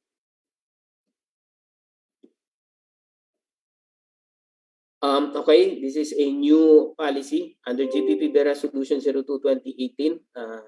Ito yung binabanggit ko pala kanina na when you conduct pre-bid conference, dapat yung pong character po ng Bids and Awards Committee should be encouraging, should be proactive, no? You allow the participation of the bidders, no? Katulad ng binanggit ko po, just to reiterate, no? We encourage them to submit or to raise questions because it will somehow improve or make the necessary adjustments or changes in the bidding documents. So minutes of the meeting under JPP Resolution 04-2021 is no longer required to be posted in the procuring entity's website, but should be available, no, within 5 days, no, after the conduct of the pre-bid conference. So available lang po yan, but hindi na po siya required to be posted in the procuring entity's website. Okay, supplemental bid bulletin. Now, what will happen if during the pre-bid conference or even after the pre-bid conference, there were suggestions submitted or questions submitted that would require amendments or further clarification or changes in the rules or in the requirements of the procurement? Ano mangyayari? Would it be binding if there is an agreement already made during the pre-bid conference? Na hindi pa ho yun binding and valid unless the Bids and Awards Committee will be able to issue the supplemental bid bulletin. So importante po dahil yung rules of the game ho natin is governed by the provisions of the bidding documents. The only way to amend the provisions of the bidding documents is through the issuance of the supplemental bid bulletin. So yun po yun, no? So ang pag-issue po ng supplemental bid bulletin either to clarify or maybe to amend certain provision like the specifications. Supplemental bid bulletin must be issued at least 7 calendar days before the deadline for submission. So again, 7 calendar days is observed again to give ample time for the bidders, especially kung nakagawa na po sila, nakapag-submit na po sila ng kanilang proposal, so they can still withdraw or adjust, no, yung pong kanilang proposal, no? With that latest information or changes in the bidding documents. So the supplemental bid bulletin is issued, no, to answer requests for clarification, modify provision of the bidding documents. It should be posted also in the bid bulletin as well as in the field jobs. Okay, so after the pre-bid conference, of course, the bidders are now expected to prepare their proposals. They have to submit their proposals in 2 envelopes containing the eligibility documents and the technical requirements. We call that technical envelope or technical documents. Then another envelope for the financial proposal. So, and then they will put that 2 envelopes in another envelope. Yun po yung isasubmit po nila. Later on, we will clarify how many copies are required. Okay? But in the meantime, let me emphasize, yung pong marami kasi hindi pa nakakaunawa kung ano po itong ibig sabihin ng bid validity. Okay? So, in any contract kasi, there should be an offer that is certain and there should be unqualified acceptance. May offer, tapos may acceptance. So, yun po yun. So, in the case of the government procurement, ang nag-o-offer po si Peter. So, nag-o-offer siya. Ito yung aking proposal. I will deliver that with this price. And this proposal actually, meron ho siyang offer validity or we call that bid validity. So this bid proposal is valid, ang magdedetermine po ng bid validity po ay si procuring entity, although the maximum period should only be 120 calendar years. So if in case the procuring entity is requiring the bid validity to be at 120 calendar days, so meaning the bidder has will guarantee or will offer this particular services or this particular product, ang validity ng kanyang offer ay 120 calendar days. So in short, si Bids and Awards Committee has 120 calendar days to accept the offer. Kasi di ba sabi natin sa contract, merong offer, merong acceptance. So within 120 days na valid yung aking offer, dapat tanggapin. Dapat makapag-issue ka ng notice of award. Because failure to do that, after 120 calendar days, pag yun po yung bid validity, there's nothing to accept. So wala kang nang-i-accept. Kaya ho later on, may kita ko ninyo yung implication nito pag just to clarify ano po itong bid validity. And then later on, within the validity of this offer or this bid, igagaranti ko. So I have to post or submit a bid security para mag-guarantee ko that my bid is still valid up to the award of contract. That I will enter into contract. I will explain the bid security later on. Okay, so just like in the manual submission, ganun rin po, but there's a basic requirement. Kasi in the manual submission po, or the printed copies po, we require that it would be sealed, no? And yung envelope should be sealed. Ganun din po naman yung scenario po pag electronic bid submission. This time, two-factor security nga lang. So we need to make the file in one folder, archive, and then should be password protected. So those are the requirements for the electronic bid submission. And then we allow access to password during the bid opening. The password shall be disclosed by the bidders only during the actual bid opening, and the system is capable of generating an audit trail of transactions. Ibig sabihin po niya, natitrace po yung flow ng transactions and whatever changes made and kung sino man po yung nag-log, etc., or the logs are provided in the system. Yan po yung audit trail. Okay, again, pareho din po ng idea, just like in the manual, we also have 2 folders in the case of the electronic bid submission containing the technical and the financial proposals. And then it will be placed again into another folder, properly zipped or archived, and then password protected. Failure to provide the password or to set the password for these folders may render that particular submission as invalid or the bidder might be disqualified for not providing the password for that file or the folder. Okay. So how do we now prepare how will the bidder prepare their proposal? So again, eligibility and technical, one envelope. Later on, you're going to see what are these technical documents. The financial document will be placed in one envelope, and then the 2 envelopes will be placed in the one envelope.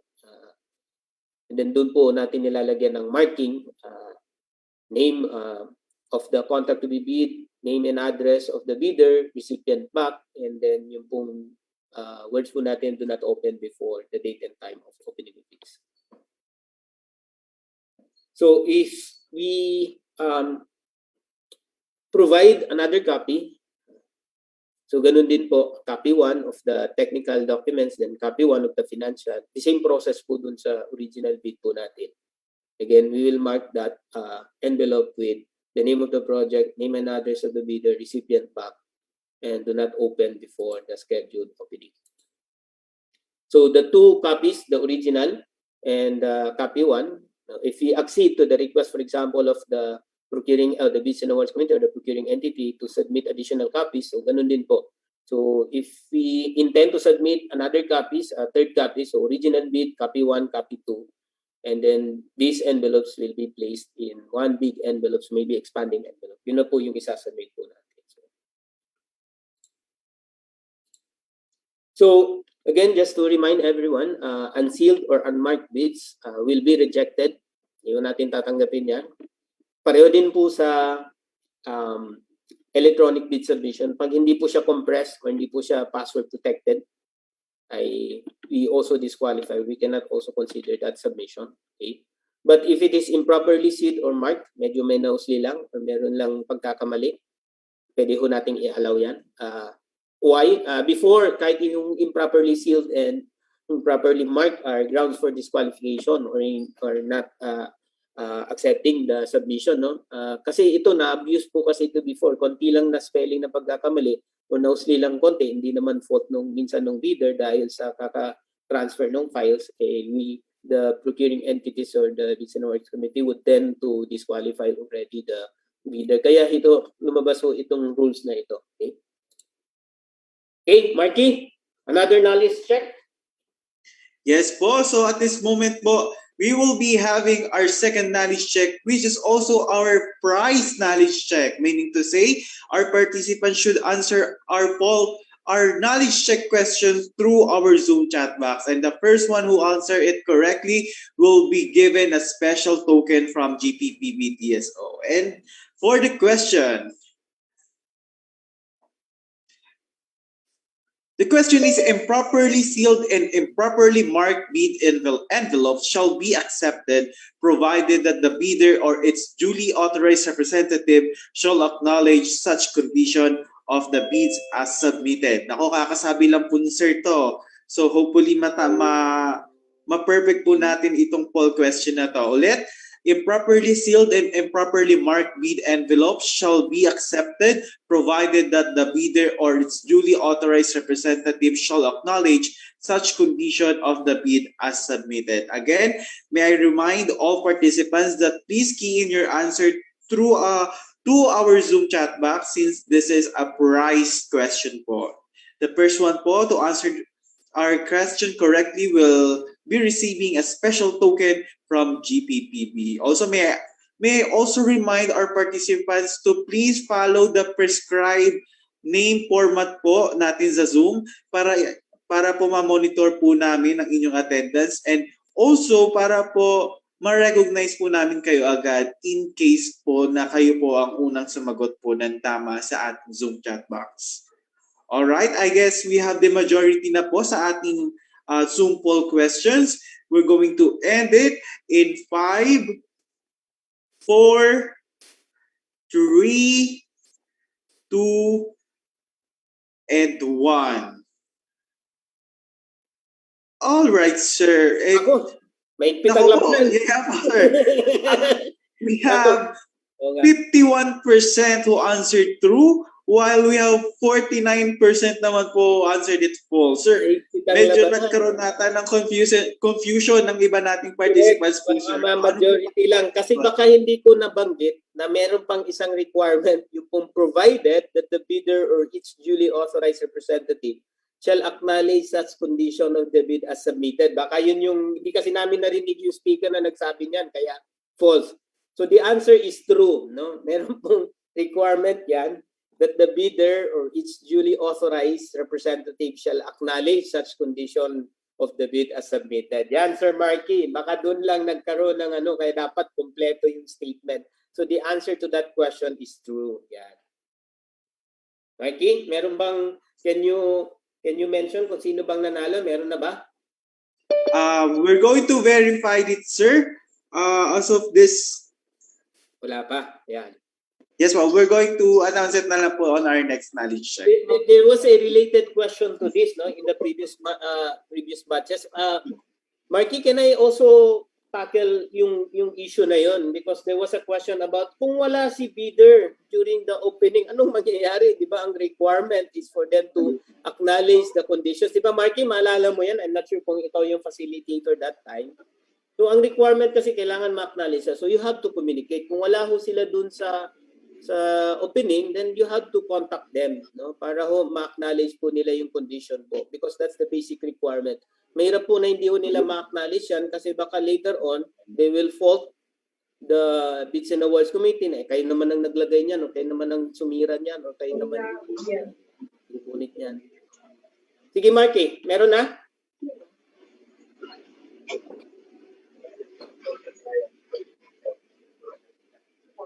We're still verifying po, Director. So baka later na lang, ano? So we can yes po, sir. Later na lang po. Thank you, Marky.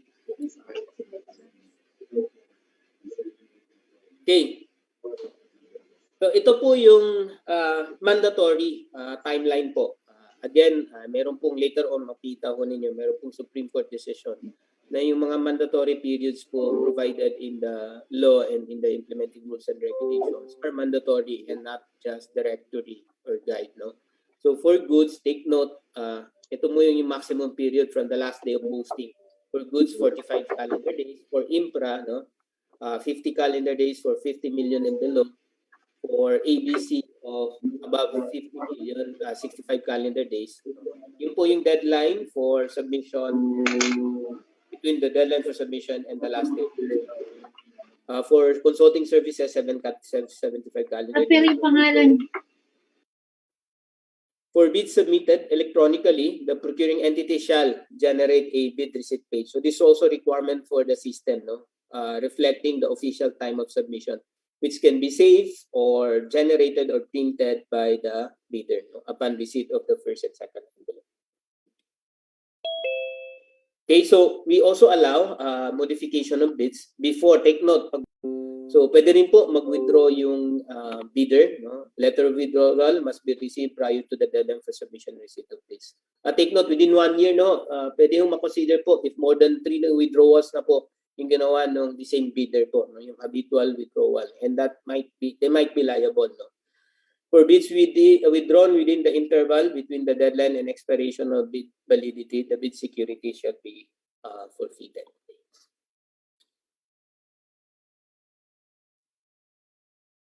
So again, after the deadline for submission, immediately after the deadline for submission, the bank has to convene to open the bids in public. Just to emphasize, in public, it's open, still open to everyone. No?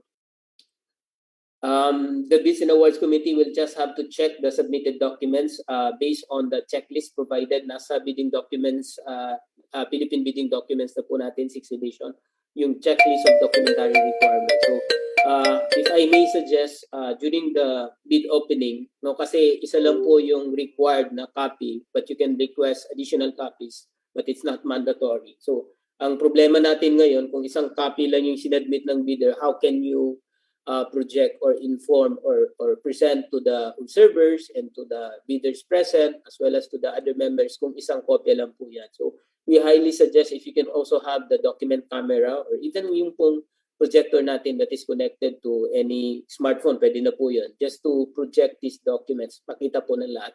And then another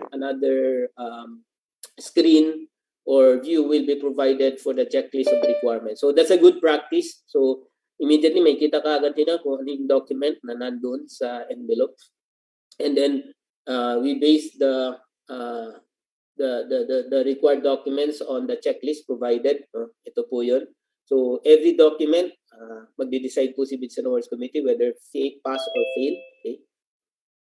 And if all the requirements contained in the first envelope are rated pass by the Bids and Awards Committee, then the backcheck can actually declare that those documents are rated pass, and now we can already open the second envelope containing the financial proposal. Then after which, of course, irarank po natin sila, no? As read, we'll have the abstract as read. No?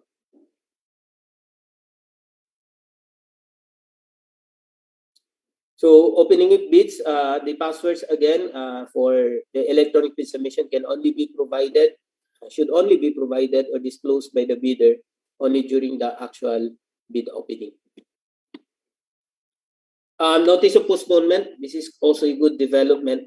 Just take note po, if you cannot immediately gather or conduct bid opening, no, on the part of the Bids and Awards Committee due to justifiable reason, no, you can conduct the bid opening the next day or on another day. No?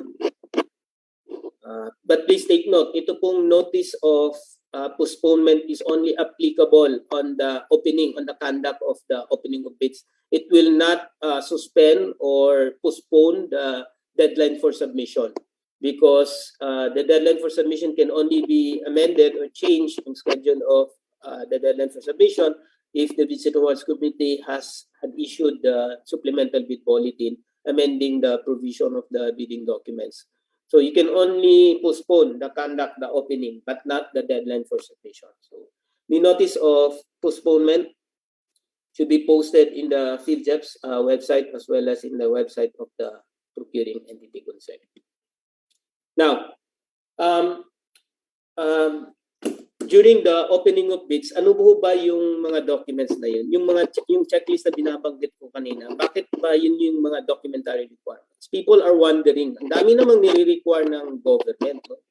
In fact, ano ba talaga ang dapat na requirement? No? Yun yung tanong. Kasi yung iba, ayaw nung requirements yun without realizing na importante pala yung mga documents na yun. So here, aside from presenting these documentary requirements, we need to realize also the importance. No? Siguro umpisahan ko lang po sa ganito. In any transaction, whether personal man yan or official or government, pag personal yan, di ba, napaka-common sa atin that we have to check yung kung bibili man tayo ng isang bagay for personal consumption, syempre naniniguro ko tayo na yung supplier has the capability to supply or to deliver. Di ba? Di ba? So, chine-check natin na yung supplier ba natin, yung common term nga natin dyan, legit ba yung supplier na yan? So, even yun sa mga online transactions natin, we usually do that. No? We check the background of the supplier. No? Ganun din sa government, lalo na imbued with public interest. No? Dapat ma-check talaga natin that the supplier is a legitimate, has the capability, no? Has the capability to deliver. Ano yung sinasabing capability? So, dapat, no? Meron siyang legal capacity or capability or meron siyang legal personality. Importante po yun because we cannot enter into any contract sa isang supplier or isang bidder na hindi ho legal, hindi ho legit. Paano natin hahabulin yun, hindi ho sila legal? So importante ho yan, basic requirement. So that's why in order to establish the capability of the bidder, we require these documents. How do we prove now that that particular bidder has the legal capacity or personality? No? By requiring them, kung ikaw corporations under the Philippine laws, hindi ka pwedeng ma-form na corporation unless registered ka sa Securities and Exchange Commission. That's why we require the SEC registration certificate. That's the basic requirement, di ba? Yun, importante po yun. Para ma-establish natin na indeed legal nga yung corporation na yan. If you're a sole proprietor, dapat registered ka sa DTI. No? Yung business name registration certificate, dapat meron ganun. Kasi lahat ng mga sole proprietor natin dapat nakaregister sa para magamit nila yung particular na pangalan ng business na yun. If you're a cooperative, you should have the CDA registration certificate. Hindi ko kayo recognize na cooperative under the Philippine laws kung hindi ko kayo register sa CDA. So those are the basic requirements to establish the legal, di ba? Legal personality of the bidder. Pangalawa, under our Philippine law, hindi ka rin pwedeng mag-engage into any business transaction unless you have the business permit, right? Importante ho yun. Para doon mo naka-indicate, syempre, si-secure yun sa local government unit na pwede kang mag-transact on that particular line of business. Magdedetermine nun yung mayor's permit or yung business permit na tinatawag. That's why we also require the business permit under the legal eligibility documents. Pangatlo po, And we shall see to it that the bidder is actually paying their tax obligations. Wala silang tax liabilities because primarily, before hindi ito yung nire-require, but we realize the importance of this. Why? Tama nga naman. We are drawing our resources. The NTA or the ERA of the local government units are coming from the share of the collections of the BAR.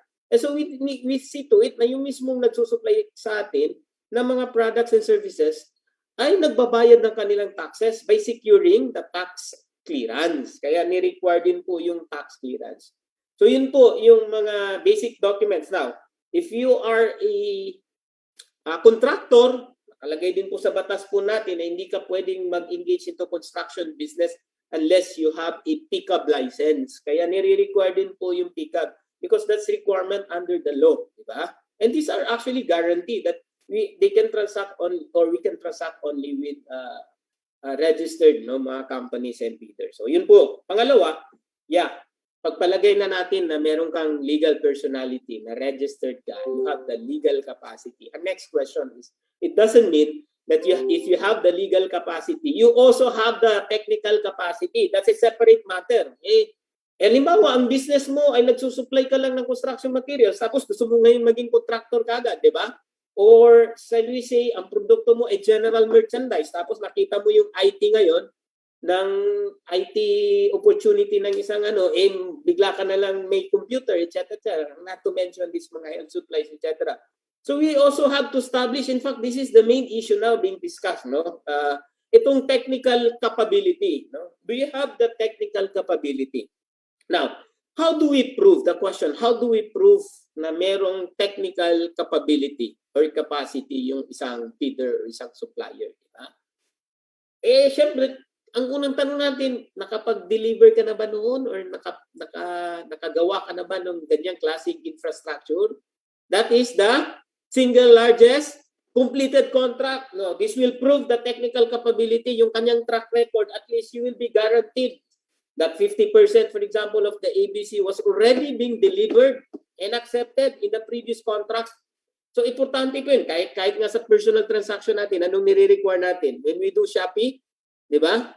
When we do Shopee. When we purchase through Shopee, anong ginagawa natin? Di ba? Tinitingnan natin yung how many stars ang rating nila. And then we also check yung mga remarks or yung kung anong tawag yan, yung mga feedbacks from the previous customer po nila, and from there we base okay naman ito, maayos naman ito, 'di ba? So we also do the same thing in government procurement. We have to guarantee the procuring entity, that indeed that particular supplier or bidder has the previous experience through the submission of the single largest completed contract. Now, isa lang for goods and services and as well as for infrastructure projects, single lang largest completed contract. May mga exception yan later on. Pero sa consulting, we also include all statement of all completed contracts. Bakit?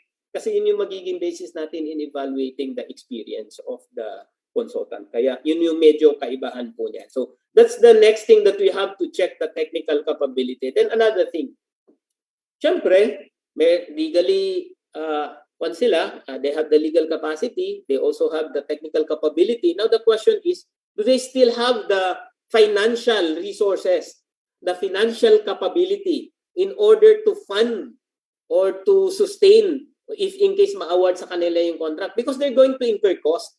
Hindi naman po pwede yan magpuproduce sila ng wala silang gagastusin. Meron talaga silang capital, meron silang investment na gagawin. So we have to check if they can, if the bidder has the financial capability. So we require the net financial contracting capacity. Ito yung mainit na issue. Kung ang capital mo lang ito, how would you be able to fund the requirements for that project? So importante po yan now.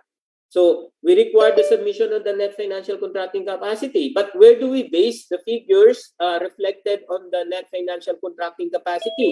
Titingnan natin ngayon ang most reliable kasi chine-check natin dito yung capital, not only the capital, mas stricto pa ho ito because when we check the formula, it's current asset minus current liabilities.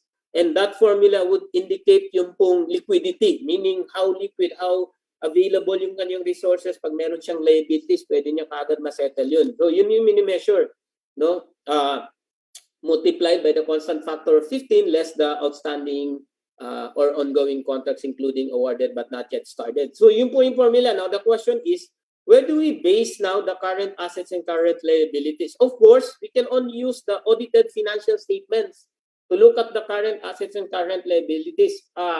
Duly stamp received by the BAR or its accredited financial institution. Why is that? Why is that?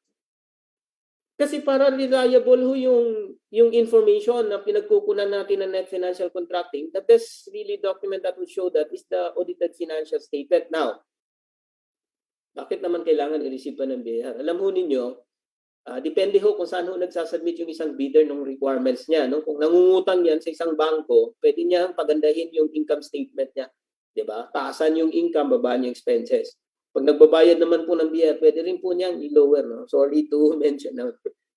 Just to give you an idea. No? So, kaya mas stricto ho yung requirement ho natin. Dapat stamp received by the BIR para siguradong ito yung ginagamit niya pa nagbabayad siya ng taxes. So, all those informations and the documents are really needed to establish the bidder's eligibility on its legal capacity, technical capability, and the financial capacity. Okay? Now, we look at the documents now.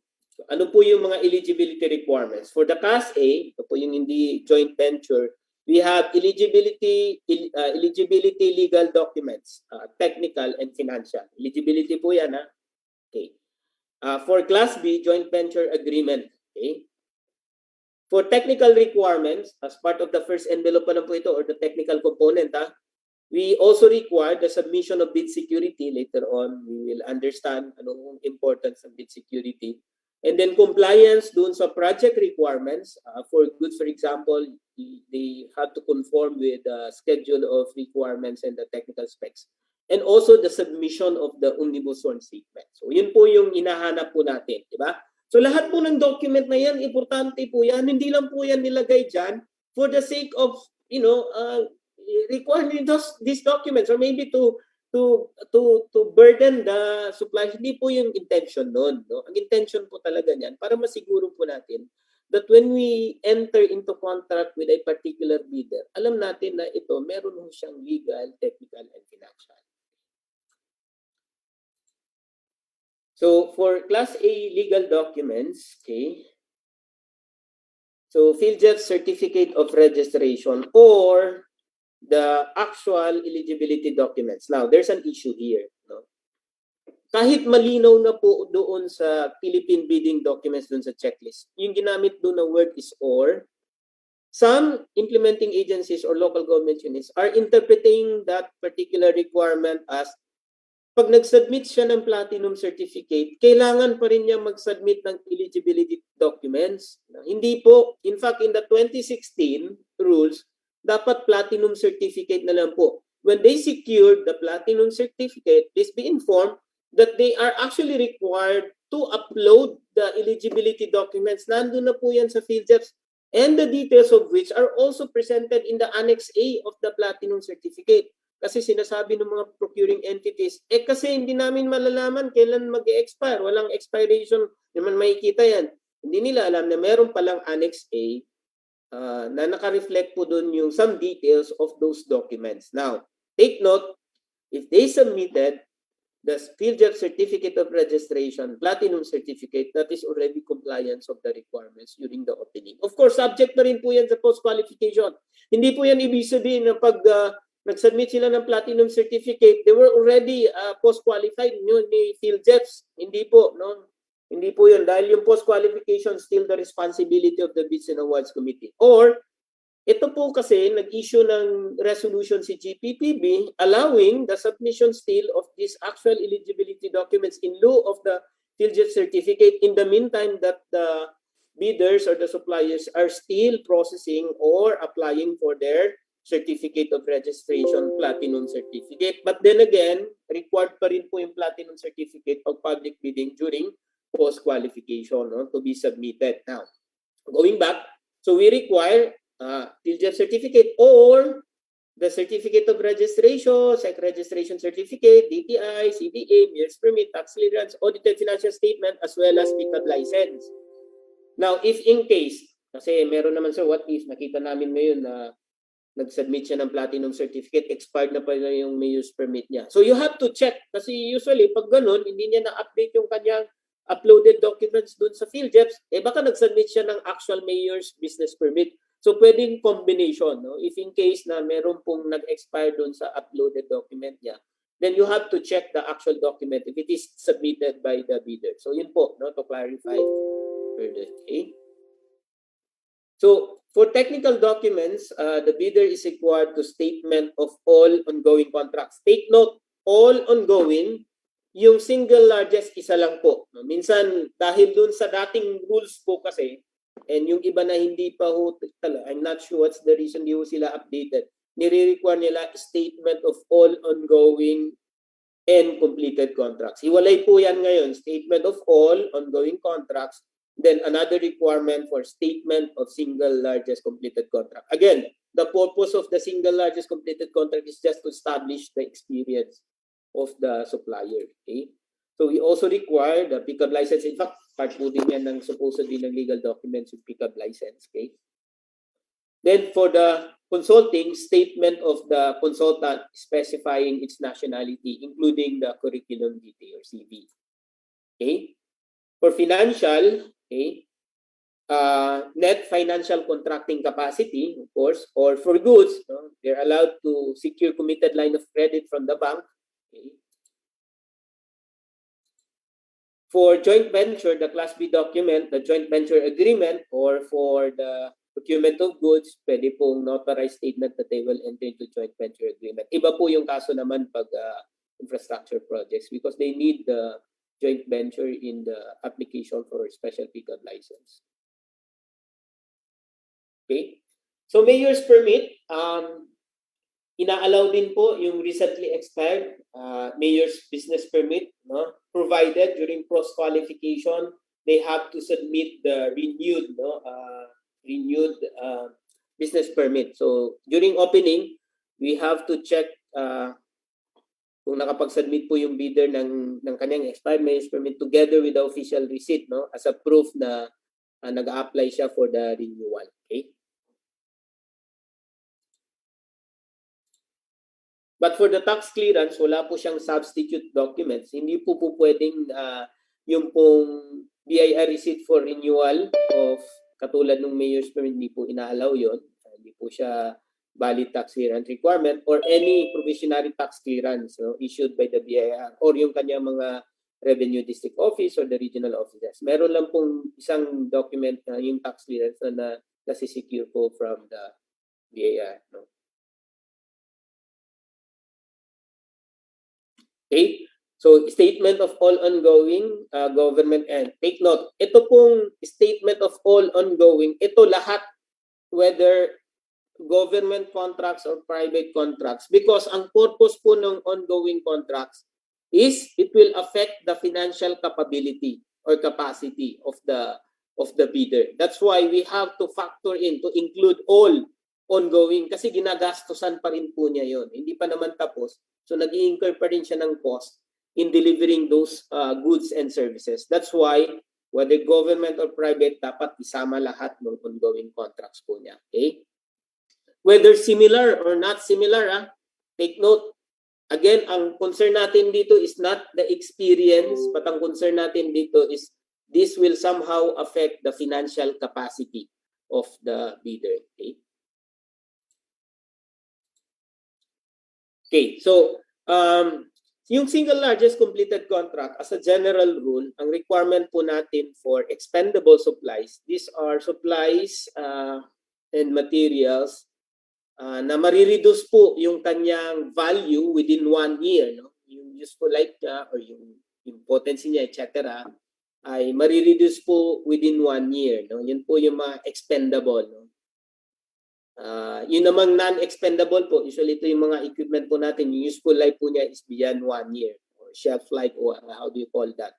Doon po sa expendable supplies, ang requirement po natin ay 25% of the approved budget for the contract while for the non-expendable po ay 50% of the ABC. No? Yan po yung general rule for goods. But may exception po dito that if at the outset and after market research, applying the required percentage will result to failure of bidding or monopoly, then meron ho siyang exemption. No? We can actually require at least 2 similar contracts. No?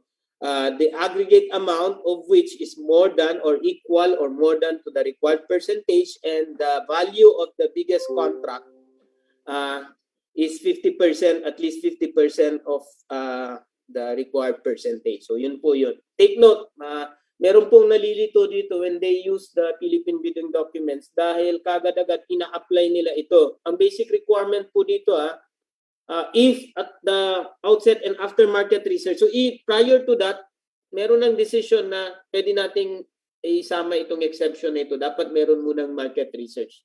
Okay?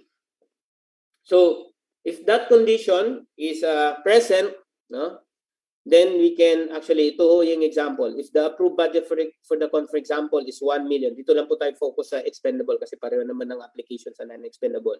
So for the expendable, ang required percentage po of the approved budget for the contract is 25%. So if you have ABC of 1 million, you have 250,000 as a requirement for single contract. No? So kung i-apply ho natin yung exception, now, in this example, nagbigay siya ng dalawang contracts amounting to 100,000 and 200,000. No? So if you total the two contracts, it will exceed the required 25% of the ABC at 250. So 300 versus 250, okay po siya. Pasok siya dun sa first requirement. The second requirement, sinasabi po dun sa exemption, is that the highest or yung pinakamataas yung value of the two contracts will is equivalent to at least 50% of the required percentage. So ang 50% of 250,000 is only 125,000. So the biggest contract has the value of 200,000. So if you compare it, pasok pa rin po sa 125. So in this case, applying the exemption, pwede ho natin makonsider yan. Pareho din po yan dun sa non-expendable.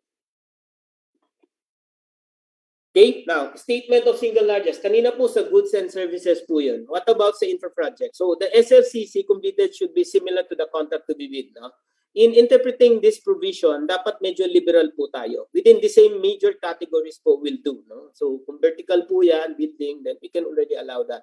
Kung yan po ay flood control or something like that would require similar to flood control projects like REPRAP, etc. So yun po, no? Not necessarily the same, no? Similar lang po, and we have to be liberal in interpreting these requirements. The single largest completed contract value should be at least 50% of the ABC. So kapareho po ito ng non-expendable ng goods to be bid upon adjustment to current prices of the Philippine Statistics Authority using the PSA Consumer Price Indices. Okay, so meron pong exemption for small A, small B categories. If they will invoke that itong particular exception na ito, no?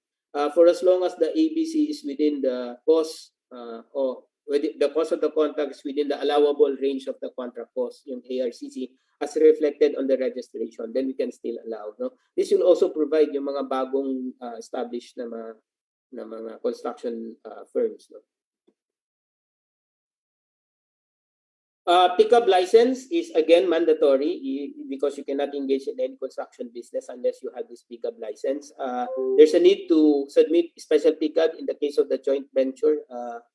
Registration for the type and cost of the contract to be bid should be valid at the time of the deadline for the submission of opening of bids. So what will happen now kung meron pong hindi rin po ina-allow yung temporary pickup license.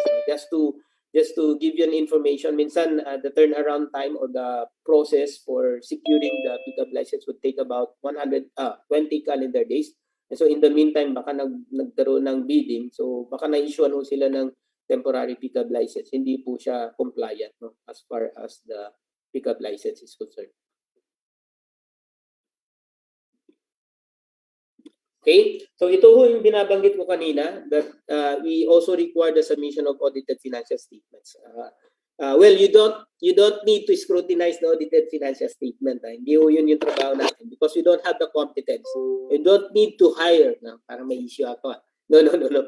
Ang ibig sabihin lang po nito, basta audited ho yung financial statement can be and duly stamped received by the BIR. That will now be the basis in determining the current assets and current liabilities when we compute or verify the net financial contracting capacity.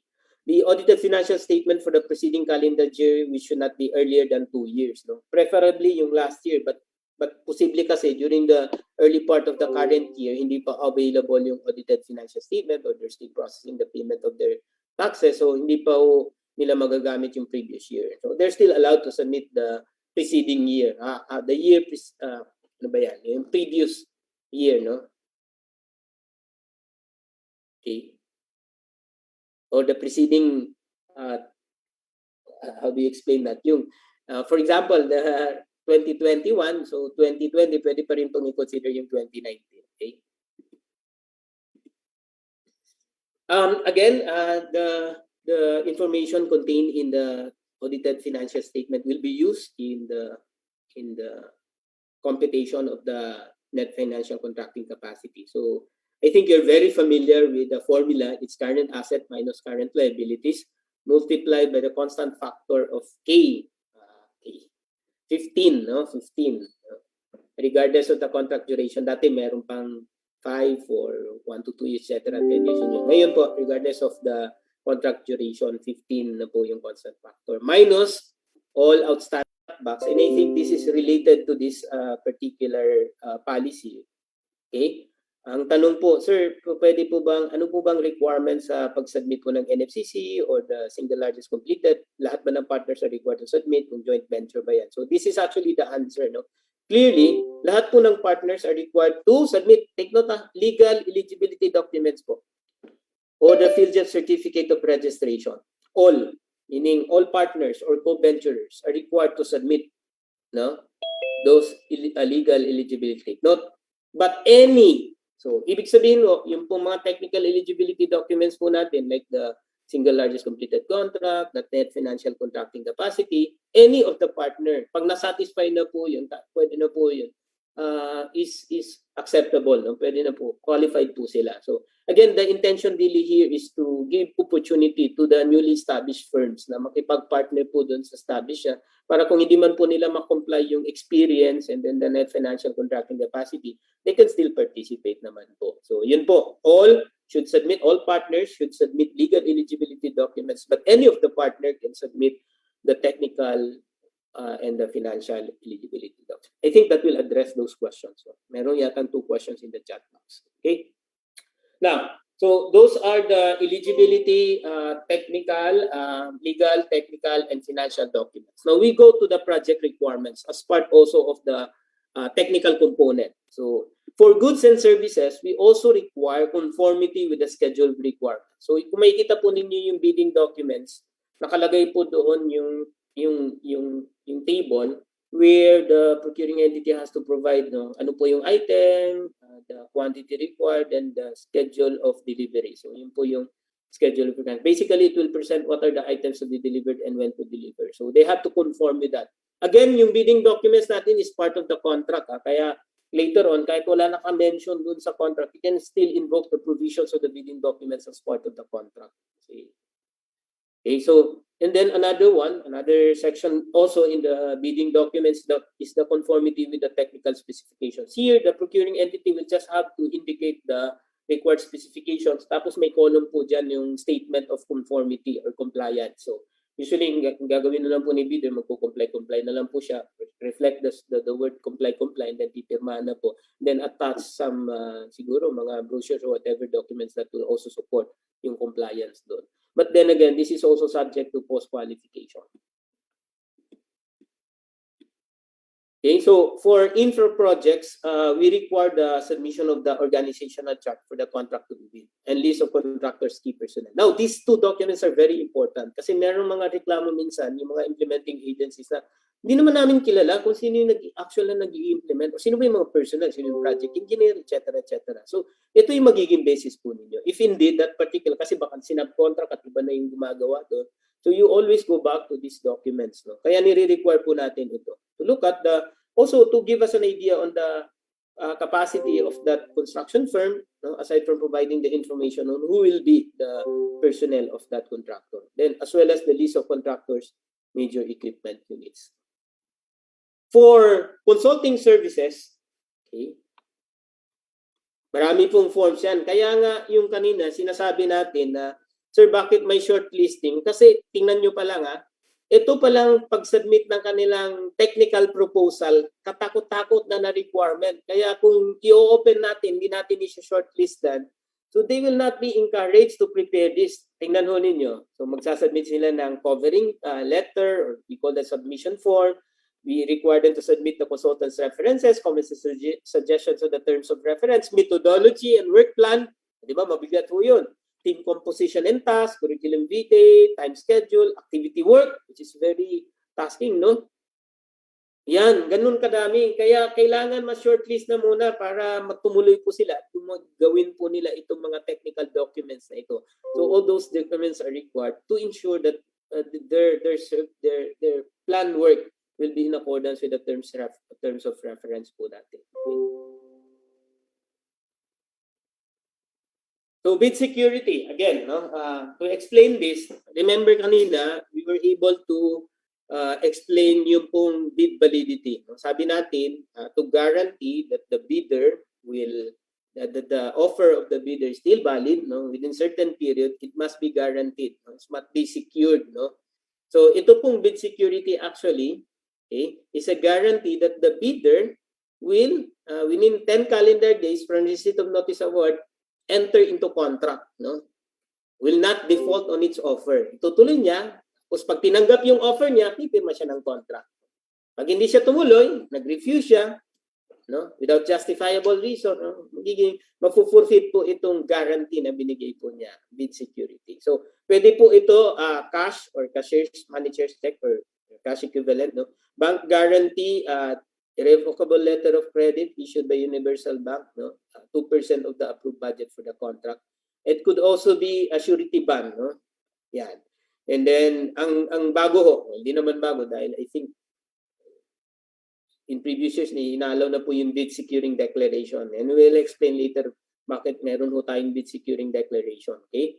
So kasi yung iba nagrereklamo, bakit bid securing declaration ang inalaw natin yung bidders to select yan, walang monetary consideration yan, hindi namin mahabol, etc. Mas mabigat ho yung consequences pag ito ho yung in-enforce ho natin yung bid securing declaration. Okay? So you just take note of the required percentages. This is based on the approved budget for the contract. Okay? Now, ito na pong bid securing declaration. So basically, this is also an answer to that concern na what if nag-declare ng failure of bidding under Section 41, wala naman fault si bidder, so nakapag-gasto na siya, nakapag-secure na siya ng mga surety bond, etc. Meron bang remedy? I think this is also a win-win solution to that issue, no? Aside from that, mas advantageous so ito on the part of the procuring entity. So ano po itong bid securing declaration? So ito po yung revised penalties niyan, penalty of disqualification for 2 years from bidding for any procurement contracts, and then payment of fine to be calculated in accordance. So, pag hindi po meron pong violations as provided in the rules, or hindi ho niya in-accept yung award, hindi ho siya po ipirma ng contract, then we can enforce this bid security declaration. Under oath po ito Okay. Then another requirement is also a guarantee. No? Mas maganda ko, mas madali ho kasi habulin. When we say mahabulin is we can anytime sanction the bidder or supplier pag nag-commit ho sila ng mga violations. So we also require them to submit omnibus sworn statement. No? Under oath, they, for example, no, say or declare that they're not included in the blacklist. No? Meron pong revised provision nito. Extended na po ito dun sa member of the family, I think. No? Just have to check that. Then the documents submitted are authentic copies. No? Sinacertify po niya under oath. Giving verification authority to the procuring entity. Identifying the signatories, who is the official authorized representative or the authorized signatory. Now, this should be accompanied by a special power of attorney pag sole proprietor. Pag corporation, dapat may secretary certificate. And then, of course, declaration that he is not, the bidder is not related within third civil degree. Okay? That he knows his responsibilities, he was able to read the bidding documents, etc. Labor law standards are applied. No? This is also important. lalo na yung minimum wage natin, no? Diyan ho nagkakaproblema minsan because in the actual implementation minsan hindi ho sinusunod yan. So take note, under oath, sinasabi nila na they will have to follow the labor laws and standards. That they have not paid directly or indirectly any commission. Yan. And ito yung bagong provision in case of advance payment, yung mga intro voice natin, yung mga tawag sa kumukuha lang ng 15% mobilization tapos nawawala na. So pag hindi ho nila na-perform or na-deliver yung any obligations will constitute yung estafa. Okay?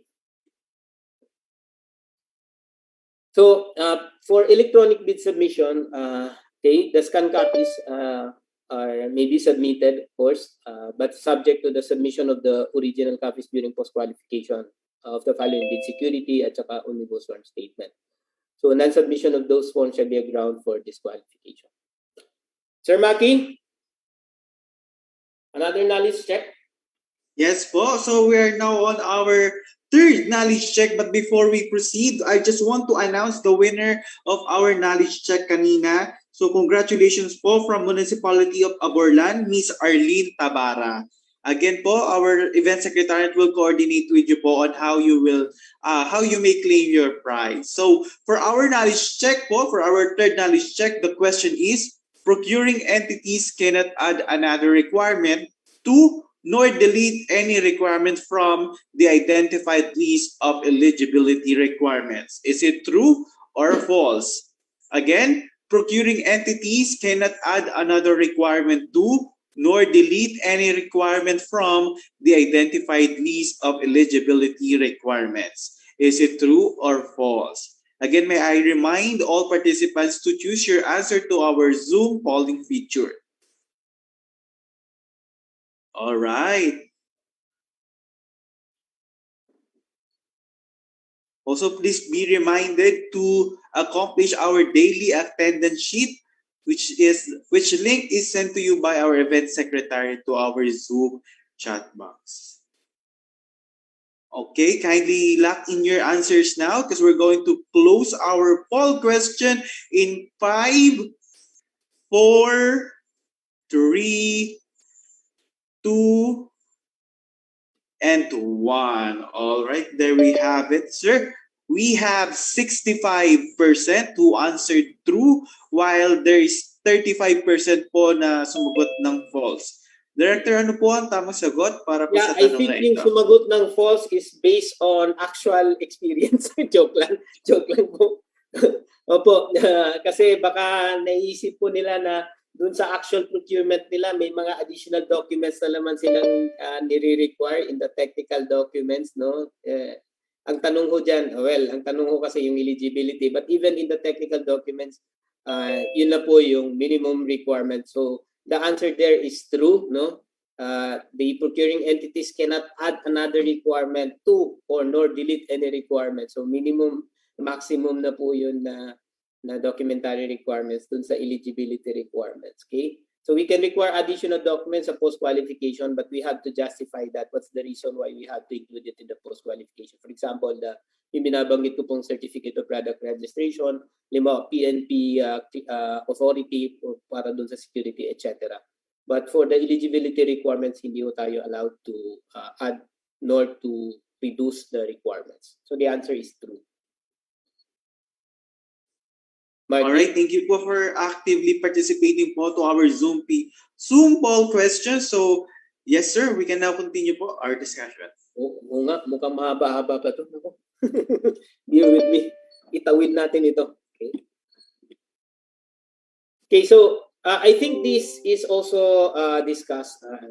Meron ba silang yung efficient procurement measures? So, but just to emphasize again, during the state of calamity or if there is a situation that would restrain movement, the procuring entity can actually accept alternate documentary requirements during this situation. So unauthorized bid securing declaration, expired business mayor's permit, and omnibus state unauthorized omnibus statement. So why do we have to allow this? Because we know that if there is lockdown or limited movement, minsan yung mga businesses natin or even yung mga notarial services natin are not available or cannot be accessed. So ina-allow po yun kahit later na po siya i-comply. No? So subject to the submission of the mayor's permit before payment. Now take note, ang kaibahan ho nito, pag under normal condition ho, hindi wala ho sa statement of calamity, ina-allow pa rin po yung expired mayor's permit with the submission of the expired business permit and the official receipt. But the renewed permit should be submitted during post-qualification. The difference is during the state of calamity, it can be submitted before payment. So even after post-qualification and notice of award, but before payment. Okay. So universal statement ganun din po, no? Subject to compliance with after award of contract. Okay. So for the financial component, of course, there is a bid form and the price schedule. Okay. And if claiming for domestic preference, then the DTI certification should also be submitted. So for the infra, financial bid form, then the bid prices in the bill of quantities, the detailed estimates, and the cash flow by quarter. No? Ito yung basehan usually nila to determine the completions and as well as how much will be paid after certain accomplishment. Okay.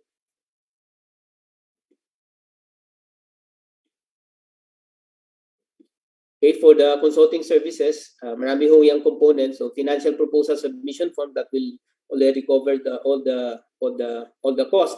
Then you also have the summary cost equivalent to the bid prices, and then we also require the breakdown of price per activity. Why? Because this is also subject to negotiation kasi.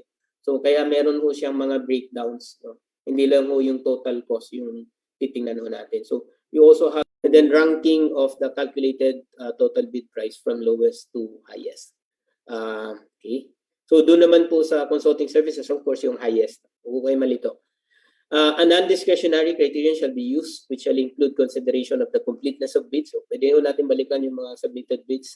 Minor arithmetical correction. So this time, after ranking, meron na po tayong abstract of bids, no, as calculated. So then you can require the members of the Bids and Awards Committee to sign the abstract of bids.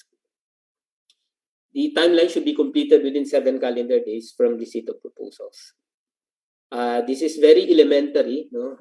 We know that if there is a discrepancy between the bid price and figures and inwards, dahil inwards po cannot just be corrected or changed or what you call that. No?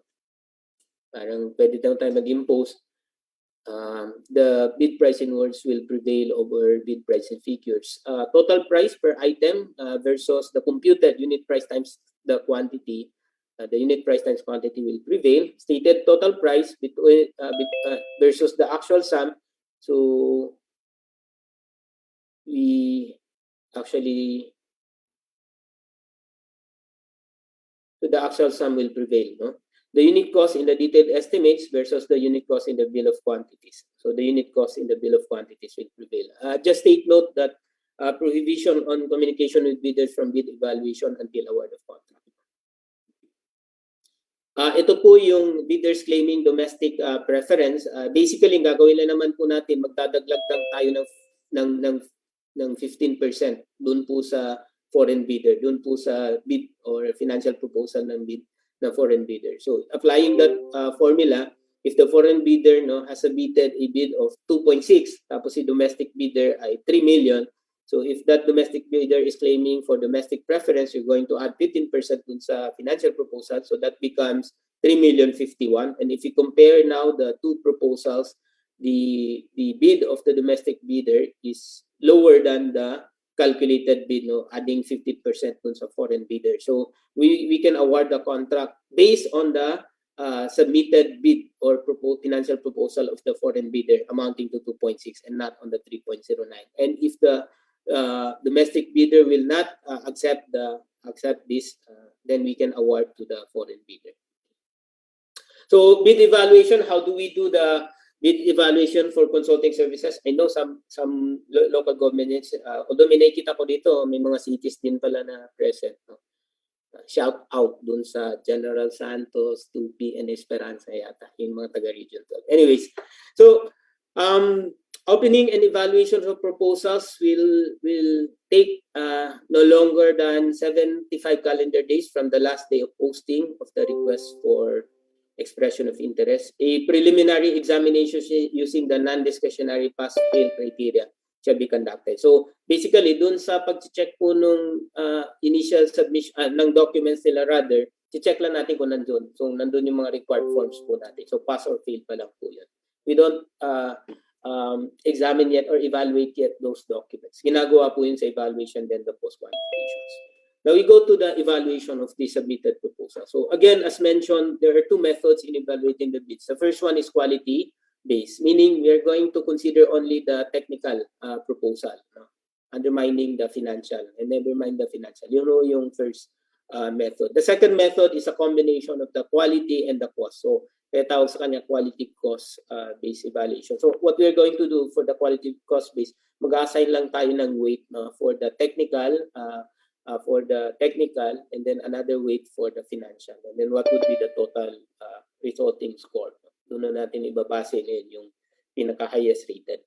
So the entire evaluation process from proposal opening to submission of bid evaluation results to the hope should not exceed 21 calendar days. Bakit binibigyan pa ho na mas mahabang panahon? Because mas marami pa pong activities and then the works na gagawin po si procuring entity. So hindi yun niya kakayanin yan in 1 day or in 7 calendar days compared to procurement of goods and infra projects. So binibigyan pa siya ng additional 14 calendar days to complete the evaluation. So yun po yung intention. Now, when do we apply the quality-based evaluation? So kung highly complex yan or highly technical yung isang project, that would require special yung pong proposals of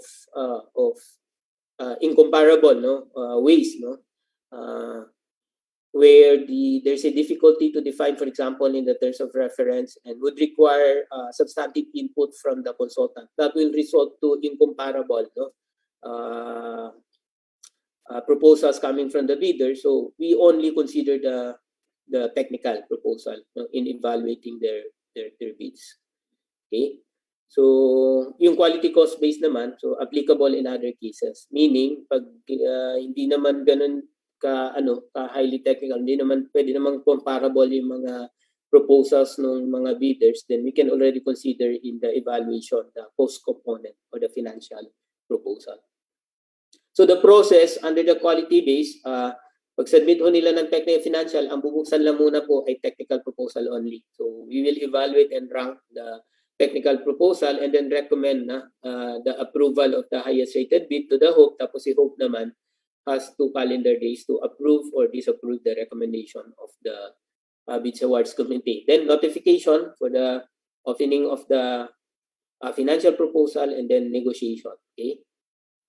So pag quality cost based, kaibahan, of course, we're going to open also aside from the technical, bubuksan din po natin yung financial proposal. And then rank, then the same process. We submit to the procuring entity for approval and then notification for the negotiation. So how do we do the evaluation po? There are two methods pa rin po for the evaluation. Dahil collegial po yung Bids and Awards Committee, pwede pong individual evaluation, pwede rin pong collegial evaluation. So basically, difference ng dalawa, pag individual, each member of the BAC will have to rate based on certain criteria. So gagawa siya ng rate, tapos yan po, i-average po yung rates na yan. So ano po yung lalabas ng pinakamataas. Although may consideration po doon sa pag-determine po ng highest at saka ng lowest na rates na posibleng ibigay po to avoid biases. Later on, we'll show you. For collegial, mas madali ho ito dahil magkakaroon na lang po ng agreement. So as a group, you're going to evaluate and then provide the rate as a group. Yan. So consensus po ito ng mga evaluators. Okay. So ano pong ginagawa pag individual evaluation process? So for example, Form 1, 2, 3, tapos merong evaluator or yung mga members ng Bids and Awards Committee. So magre-rate po sila for every firm. Okay? So, yan po as an example. So kung titinan po ninyo, pag i-average po natin yung mga rates provided by evaluators A to E for bidders 1 to 5, ang lumalabas po na highest po dyan si Firm 1, Firm 1 yung pinaka-highest. Pero may possibility po dahil ito ho ay individual rating, there could be a subjective, they can provide rates based on their preference, Meron hong possible bias. Kaya to eliminate this bias or subjective rating, pwede pong i-adapt yung sa Olympic style of, considering the ratings. So in this case, tatanggalin po natin yung outlier. So using the same, for example, ratings, tatanggalin po yung highest and lowest na binigay po ng isang firm, ng isang evaluator sa firm. Okay? So ang lalabas po ang highest rated na po si firm 2 dahil tinanggal natin yung highest rating and the lowest rating given to that firm. Di pala provided by the evaluator, given to that firm. Okay. So in the evaluation of the technical proposal, ito po yung pwede nating gamiting criteria. So quality of personnel, we can adapt 30 to 70%. For experience and capability, 10 to 30%. Then plan of approach and methodology, 40%. Whatever is the case, dapat ang total po niyan ay 100%. Then we can also require oral presentation para mas substantiate po natin yung evaluation po natin, especially on the plan, approach, and methodology. We have no problem with the quality of personnel experience and capability because the document would already provide the necessary information. But for the plan of approach and methodology, in order for us to further clarify and appreciate better yung kanilang proposal, then we can request them to do the oral presentation. So, yun po yung quality based. Paano naman po itong quality cost based evaluation? So here again, we're going to factor in now the financial proposal. So basically, dito po i-apply lang natin ang titingnan lang 100%. So whatever rate na makuha niya doon sa technical proposal times 70% for example, doon naman sa financial niya based on the pinaka-lowest na submission, then we will get the 30% and then total. So yun po yung the sum of the scores of the quality and the financial will serve now as the total scores for consideration doon sa highest rated bid. Okay? So example, doon po sa financial, ang pinaka-lowest po, for example, firm 1, 2, 3 may 1 million, 1.1. So if you're looking at the financial proposal, ang lowest is 1 million. So 1 million now is the base. We'll assign 100 points for the 1 million. Okay? And then for the other firms, of course, gagawin lang natin numerators. Basis po yung firm 2, then the denominator yung 1.1. So for firm 1, 1 million divided by 1.1, that firm has 90.9 points or rate. No? So yun po. So again, kung ano man yung score niya dun sa technical, times 70%, kung yun yung inassign natin na weight, 60-40, pwede rin po, 80-20, pwede rin po. And so yung score niya dun sa technical, times the 70%, and then score niya po dun sa financial, times 30%. Okay? So after that, of course, negotiation with the highest rated bid. Ano po yung negotiate po? There's a need to discuss and clarify and finalize the terms of reference, the scope of services, the work program, etc. Sino po yung mga personnel na i-assign po, the number of months and schedule of activities, and the discussion on the services and facilities to be provided by the procuring entity, among other things. So yun po yung i-discuss sa negotiation. To see to it that the proposal is still consistent in accordance with the terms of reference, especially the objectives of the project. Post-qualification, okay, so after the evaluation, meron na po tayong lowest calculated bid. So, issue na po natin sila ng notice of lowest calculated bid. Magsasubmit na po sila ng post-qualification documents. Here, we also use the non-discretionary pass or fail criterion to verify, validate, and ascertain all information and documents submitted. Okay. So, should be completed within the same period of post-qualification. So failure to submit any of the post-qualification requirements will render, of course, that particular bidder as disqualified or post-disqualified. And the bid security should be forfeited. Just to also reiterate and emphasize, we also include in the post-qualification ho natin the verification on this. Meron bang delay in the ongoing contracts with a delay in the partial delivery of goods amounting to 10% of the contract price, failure to deliver or perform, or there is unsatisfactory performance. Okay. Sa infra projects, negative slippage, ongoing contracts po ito, 15% or 10% in each of the 2 or more contract. Failure to contract contractor to commence repair works, failure of the contractor to commence repair works on contract with pending certificates of acceptance, and substandards quality or unsatisfactory performance at the time of inspection. For foreign bidders, okay, they can submit, sabi nga natin, equivalent documents, but within 10 calendar days from receipt by the winning bidder of the notice of award, the following documents should be submitted before the contract may be awarded. Of course, kailangan yung certificate of registration. I think there's a recent issuance of the GBPB informing us of the process of the Securities and Exchange Commission as to the requirements for the foreign bidders to comply para ma-comply nila ito. Okay. The BAC shall recommend award of contract. Take note to the lowest calculated and responsive bid. After post-qualification, by the way, just to emphasize, meron na po tayong word doon na responsive. Just to emphasize na yung pong contractor na we are not awarding government projects to lowest calculated or lowest price. Kasi nag-award lang po tayo sa lowest calculated and responsive bid. Basic to that, of course, because we check first the compliance to the technical requirements, dapat nakapasa muna sila before we check the price. Just to clarify that wrong notion that government contracts are being awarded to the lowest bid or to the lowest price. Hindi po. We award to the lowest calculated. And aside from that, determining the compliance, pinupost-qualify pa natin. Take note, at submitted price or calculated price, whichever is lower. May magkakamali ho kayo dito. Yan. Pag hindi niya tinanggap, so be it.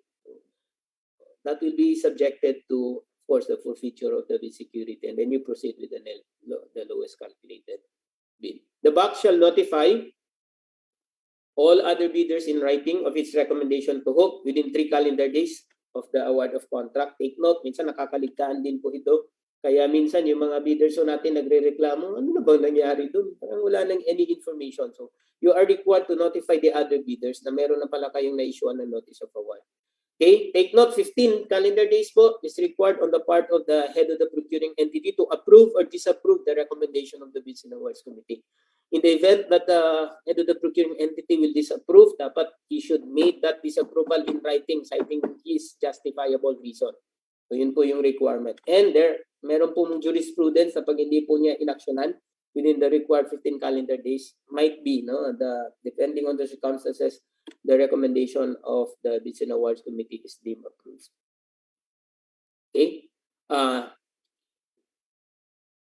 Okay? So the posting requirements po, notice of award shall be posted po within 3 calendar days from the issuance of the notice of award. Requirement bid po ito sa bulletin board and then the field jobs, and then if you have the website.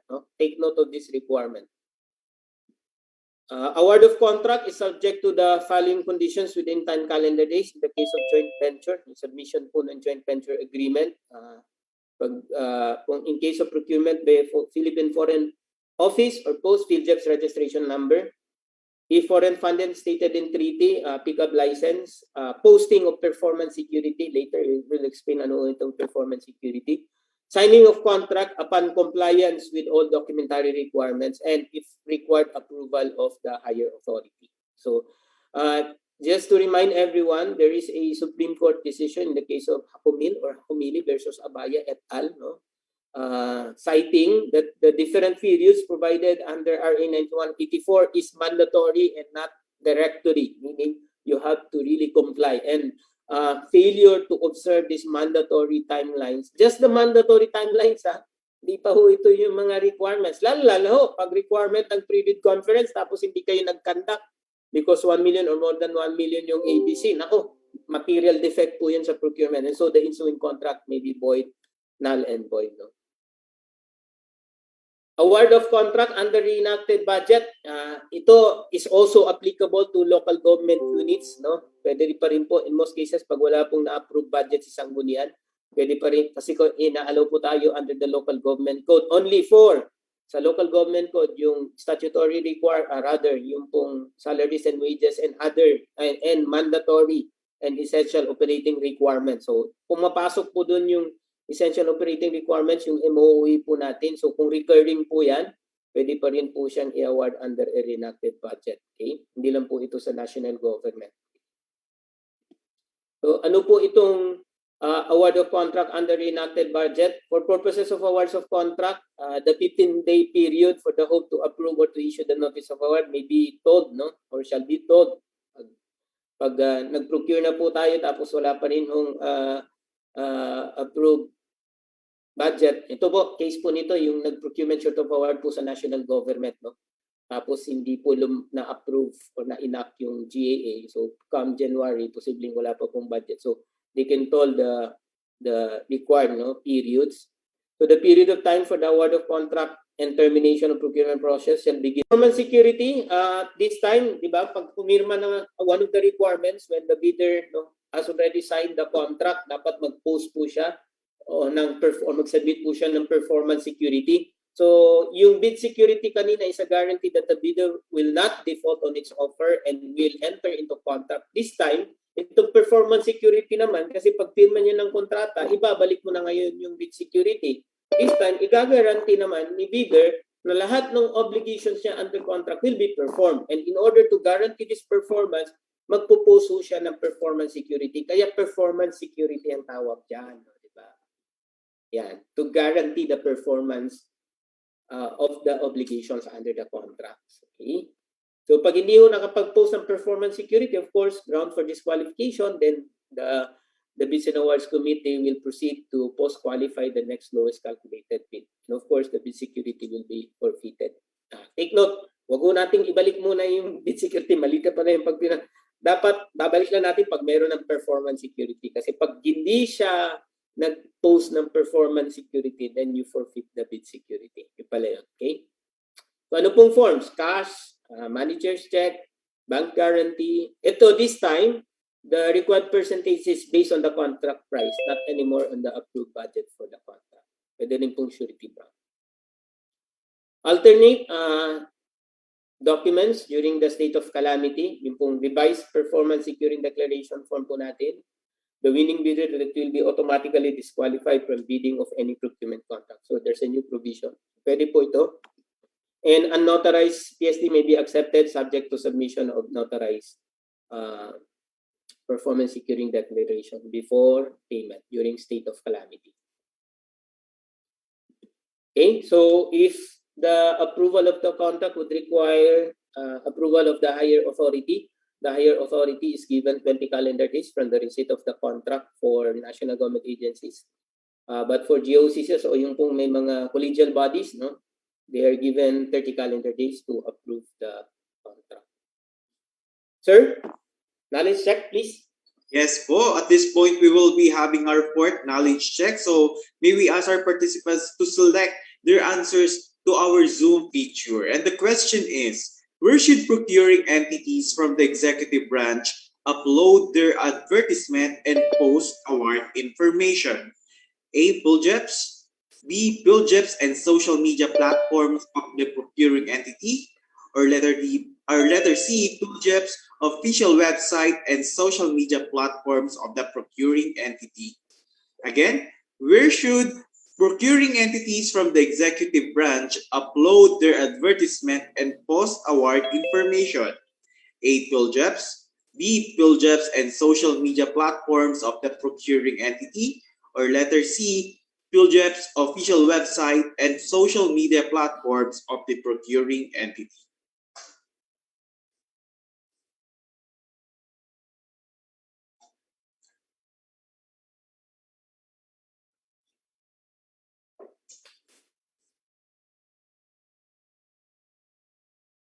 All right, again, please choose your answer to our Zoom polling feature because we're going to close the poll in 10, 9, 8, 7, 6, 5, 4, 3, 2, and 1. There we have it po.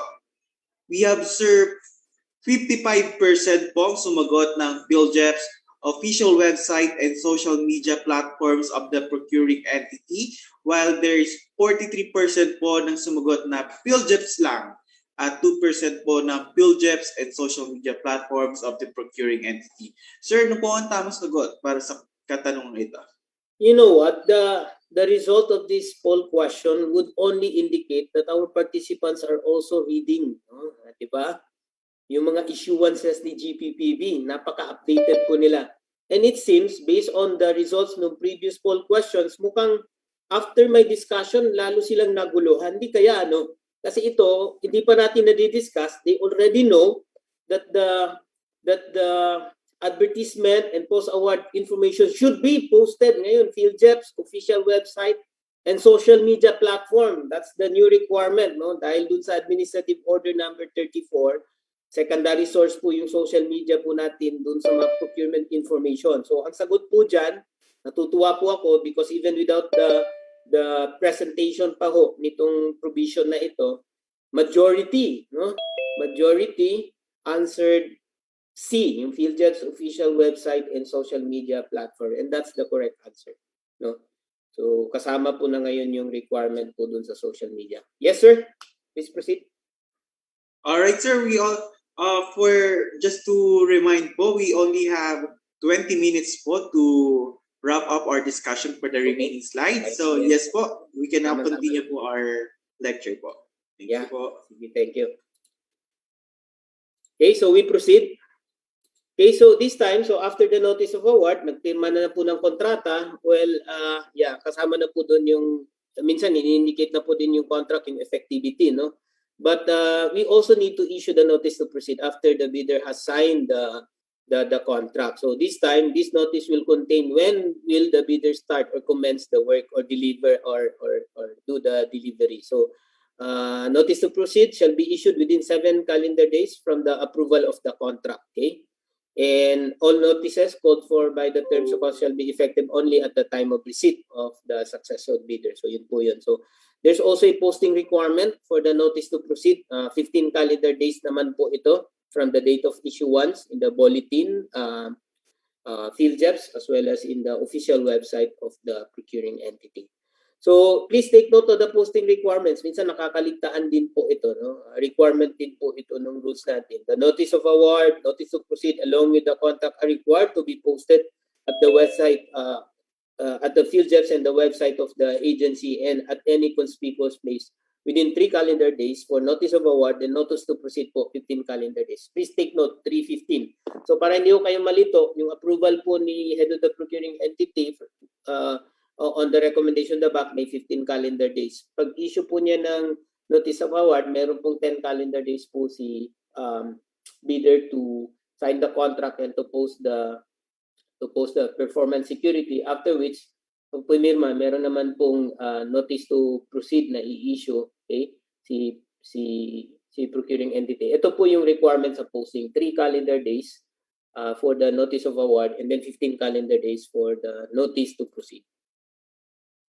So additional mandatory requirement po, hindi lang po ito sa post-award information, it also includes the advertisements of PhilJEP's, agency's official website, and then the social media platform. So hindi lang po ito post-award but also the advertisement information. Another requirement for those offices, by the way, ito lang po ay for the executive department. Another requirement for those for agencies under executive department, I think local government units is also under executive department because you are under the supervision of the president. For approved budget for the contract of 50 million and above, you need to post the award, no, in the newspaper of nationwide circulation at least once. So for the ABC approved budget for the contract of 50 million and above, executive department, GOCC, state universities and colleges, you need to post this information or advertise this information in the newspaper of general nationwide circulation. So failure of bidding, we have Section 35 and Section 41. Please take note. Under Section 35, this is the power or authority of the Bids and Awards Committee to declare failure of bidding. And these are the following reasons. One, pag wala kang nag-submit, of course, wala kang magagawa. You have to declare failure of bidding. There were bids submitted, received, but no one was eligible. So, nag-disqualify sila lahat. Or nag-qualify naman sila during opening, but post-disqualified. Hindi sila nag-qualify during post-qualification. Or, meron naman pong winning bidder, pero nagre-refuse po siya to accept the award, no? And then ganun din po, wala nang ibang bidder. So meaning wala talaga this, if you check these reasons, these are related to the acts or fault po nung bidders, itong Section 35. So, wala magawa si BAC but to declare failure of bidding. Now, if there is failure of bidding, take note, si Bids and Awards Committee has to, kasi minsan hindi ito ginagawa eh. Diretso ka agad, conduct agad ng another round of bidding. No, meron pong requirement, mandatory review po. You have to review what happened, especially the specifications or even the approved budget for the contract, and adjust if necessary, or revise the specifications or even the approved budget for the contract up to 20%. If those are the reasons, if the reasons are related to the ABC, the reasons are related to, so kailangan pa rin pong ma-review bakit walang nag-submit, baka hindi sila properly informed, so etc. etc. So there is a need to conduct mandatory review on the part of the Bids and Awards Committee. And from that, pag nagkaroon na po ng after the conduct mandatory review, meron pong necessary adjustment na ginawa, then you can conduct another round of procurement or public bidding. Now, on the second time, pag meron pa rin pong really under the rules, pag two failed biddings under Section 35, the BAC can actually resort to negotiated procurement to failed biddings. But yung sinasabi kong justification, baka magtanong si Commission on Audit, etc. Nakapag-conduct ba kayo ng bidding, ano bang reason, etc. So you can actually provide. So the Bids and Awards Committee can actually cancel na, no? May authority na sila. Kung titingnan po ito, this is not Section 35 but part of Section 41, no?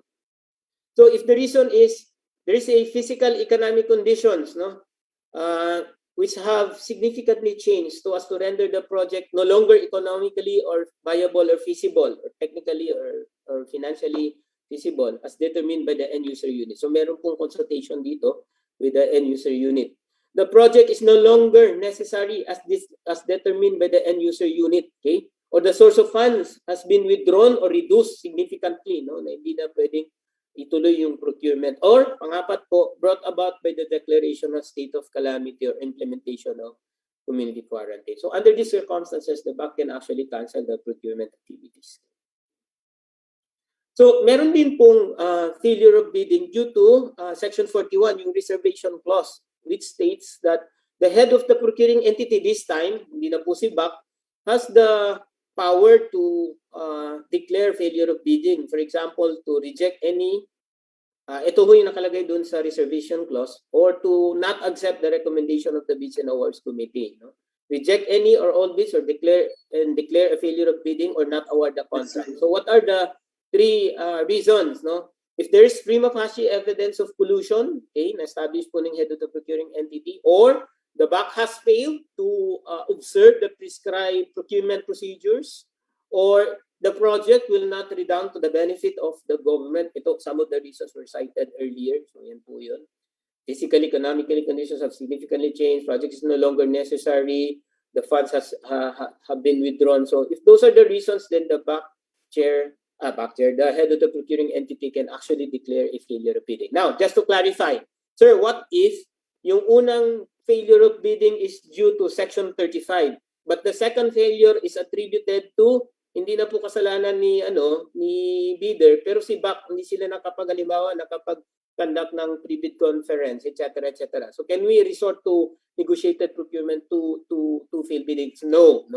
Makapag-resort lang po kayo ng two failed biddings if the reasons are all based on Section 35. Because if this is the reason, pwede pong sadyain kasi nito ni Bids and Awards Committee. For example, not to follow the bidding procedures for the sake of for the sake of declaring failure of bidding. So, a combination, or if the reason is Section 41, the BAC cannot resort to failed biddings. Knowledge check. Okay, I think this will be the last knowledge check. We're still Yes, on sir. So, all right, we have come to our last knowledge check for this session, and the question is, which is a valid ground for the cancellation of procurement activity by the BAC under GPPB Resolution number 09-2020. A, is it change in management? B, unavailability of procuring entities' website, social media, and PhilJEP's website. Letter C, brought about by the declaration of a state of calamity or implementation of community quarantine or similar restriction. Or letter D, none of the above. Again, which is a valid ground for the cancellation of procurement activity by the BAC under GPPB Resolution number 09-2020. Again, is it change in management? B, unavailability of procuring entities website, social media, and PhilJEP's website? Or letter C, brought about by the declaration of a state. We're going to close our poll in 5, 4, 3, 2, and 1. There we have it po, Director. We have the final breakdown of answer, which has 82% answered brought about by the declaration of state of calamity or implementation of community quarantine or similar restrictions, while there is 14% po who answered none of the above, and 4% po of unavailability of procuring entities website, social media, and PhilJEP's website. Ano po sir ang tamang sagot Yan, po? natutuwa naman ako towards the end of my lecture. Super majority. Yan, super majority. 82% got the correct answer. Yan, brought about by the declaration of a state of calamity. Yeah, congratulations. Yeah. Very good. Very good. So can we proceed now, sir? I think that will be the Yes, last slide. sir. Yeah. Let's check Apo. kung meron pang... Ayan, ayan, sabi tayo. Yes po sir. That's right. So that was But let me emphasize the importance of this. Napaka-helpful po nito. Ako mismong trainer ako. Maybe I would want to close my lecture with this. No, of course, may open forum pa naman. Ito ho, yung website po ng GPPB is a very powerful tool actually or avenue to update ourselves. No, and also itong mga social media accounts. Ako, kahit trainer na ho ako, ay nakikinig pa rin ako dun sa lectures ng ibang batches, and I'm still learning with those information that they share. So, and my final message before the open forum, it's very important for the Bids and Awards Committee and the BACSEC, a technical working group as well, to really update yourselves from time to time. You really have to visit all the materials. For example, the handbook can now be downloaded, the Philippine bidding documents, and other very important useful information for you to really perform to discharge your duties and responsibilities being part of the procurement of your procuring entity. So, yan po, the only way really to apply the right policies, kasi nagbabago-bago po yan from time to time, the right procedures and even the right forms, is to visit from time to time. And if I can advise the BAC, you can actually request your BAC secretariat for every meeting, for example, in the pre-procurement conference, if you can also include in the agenda updating of the rules or the issuances from the GPPB para guided ho tayo. Again, yung pong ating mga bidders will always study because a government contract is very lucrative. So they will do everything. Updated po sila. Ang problema, pag tayo po ang hindi updated and we insist on certain policy na hindi na pala yun, na supersede na po siya ng recent issuance of the GPPB. With that, I thank everyone for listening. All right, sir. Thank you very much po, Director Ahmad Usman, for facilitating a comprehensive discussion on standard bidding procedure for goods, infrastructure projects, and consulting services. So at this point muna, sir, we were going to have a short break. So we would like to remind our participants again to watch this AVP on how you're going to use our OTMS and how you're going to evaluate our training and our research speaker. Again, please be back after 5 minutes.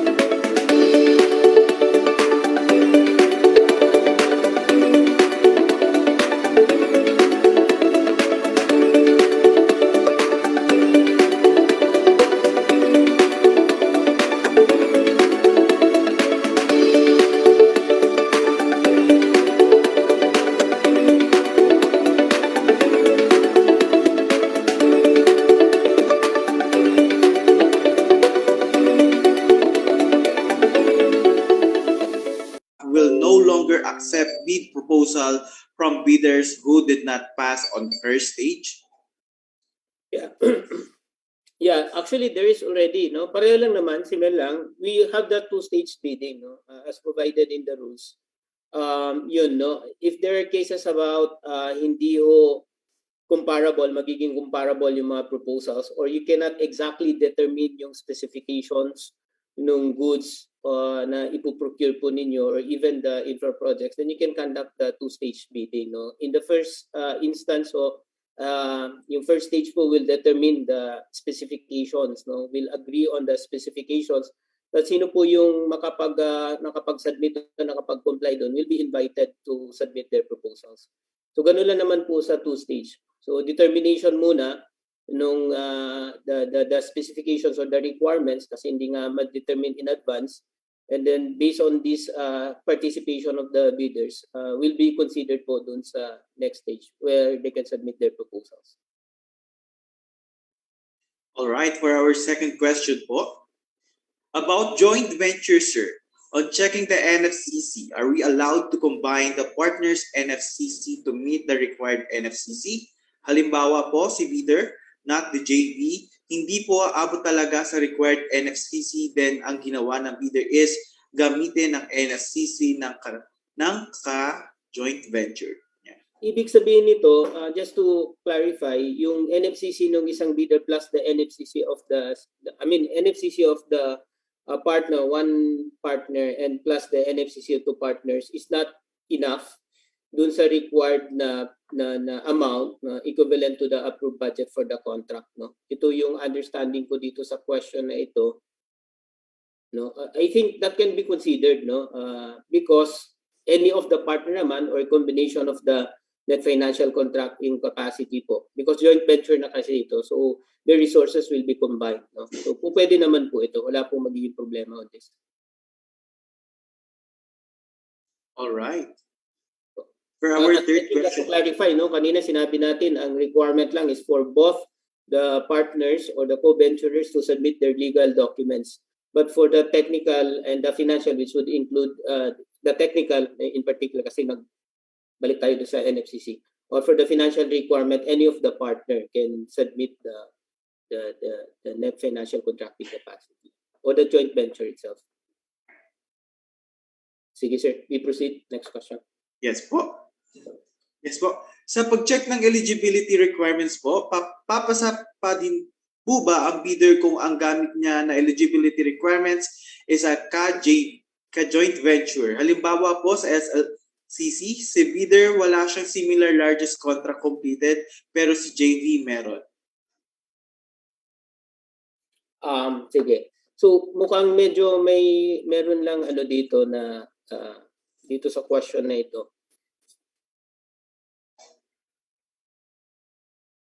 Okay, so joint venture tapos yun yung eligibility requirements. Tapos halimbawa po yung single largest completed contract, si bidder wala siyang single largest completed contract. Well, in the case of the joint venture is the bidder. Okay, just to clarify, the joint venture, kung meron pong joint venture, sila po yung bidder. And then meron po silang partners or co-venturers na tinatawag. So any of them can actually submit the single largest completed contract. So yun yung sinasabi natin kanina na any of the partner can submit the technical documents which include the single largest completed contract. So medyo nalilito din ako dun sa question kasi parang lumalabas, separate si bidder from the joint venture.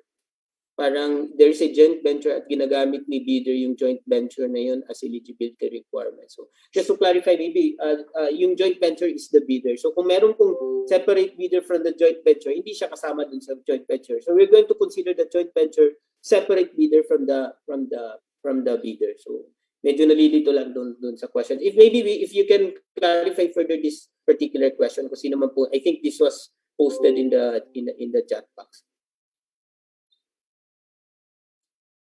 Yes, Sir Marty, we proceed to the next question. Okay po. For our fourth question po, di po ba valid ang bidding for consulting services na di dumaan sa shortlisting? The bidding was treated like bidding for goods and infra. First time po kasi to handle consulting services. Okay. Yeah, it's a good question. No, I think there is a requirement. It's a mandatory requirement to do the shortlisting. As far as I understand, kasama po siya sa mandatory requirement. So failure to observe this requirement, of course, will render the. Although I have reservation on this, kasi kung hindi naman well, wala ngang shortlisting. So I think this is not compliant with the requirements. Yun po. No? So shortlisting is a mandatory step in the bidding for consulting services, and failure to observe this will render the procurement null and void. That's my position. All right. For a fifth question po, sir, during the bid opening, since pass-fail siya, can we disqualify bidder if hindi consistent ang attached docs ng bidder? For example, ang attached tax clearance is of the branch office while all other docs are of the main branch. Yeah, if the tax clearance would reflect the name of the bidder, then there's no problem with that. You just have to pass it. But you can verify this, you can validate this if this tax clearance can also be used by the main branch, or baka isa lang po yung issue ng tax clearance. My advice is this, you can still consider during the bid opening, but subject to post-qualification, because you're going to establish whether the tax clearance issued for the branch office will also cover the main branch. If in case na hindi niya na-cover, isang branch lang po yung kino-cover niya, it could also be reason or ground for disqualification during post-qualification. Okay po. For the sixth question po, what if the submitted bid proposal ay nasa isang envelope lang, pero sealed naman ang envelope, but after opening, napansin ng TWG na hindi properly sealed or protected, both technical and financial? Is it ground for non-complying? But after the opening, napansin ng technical working group na hindi properly sealed or protected, both technical and financial, pero binuksan na. So, ibig sabihin, pagbukas niya doon sa isang envelope, mayroong 2 envelopes at yun yung hindi properly sealed. Is it ground for non-complying? Hindi. Actually, no, improper sealing po yan, pasok po yan doon sa as mentioned, hindi siya properly sealed or protected. But you have to allow acknowledgement on the part of the bidders, to acknowledge the condition of the submitted bids. So okay lang po yun, no? Kung meron pagkakamali, halimbawa nakita po ninyo yung isang document dun sa basta all the requirements contained in the first envelope are there, no? Kung nandun naman po using our checklist, then we can rate all those documents passed, then proceed with the opening. So again, improperly sealed or improperly protected envelopes can still be considered for as long as it is acknowledged by the bidders. All right, for our seventh question po, XYZ Oil Corporation joined the bidding for construction materials. XYZ Oil Corporation is registered under the trade name of XYZ Hardware or Construction in its COR and also win the bid. The issued receipt is in the name of XYZ Hardware and Construction. Should the bank disqualify XYZ Oil Corporation in the first place?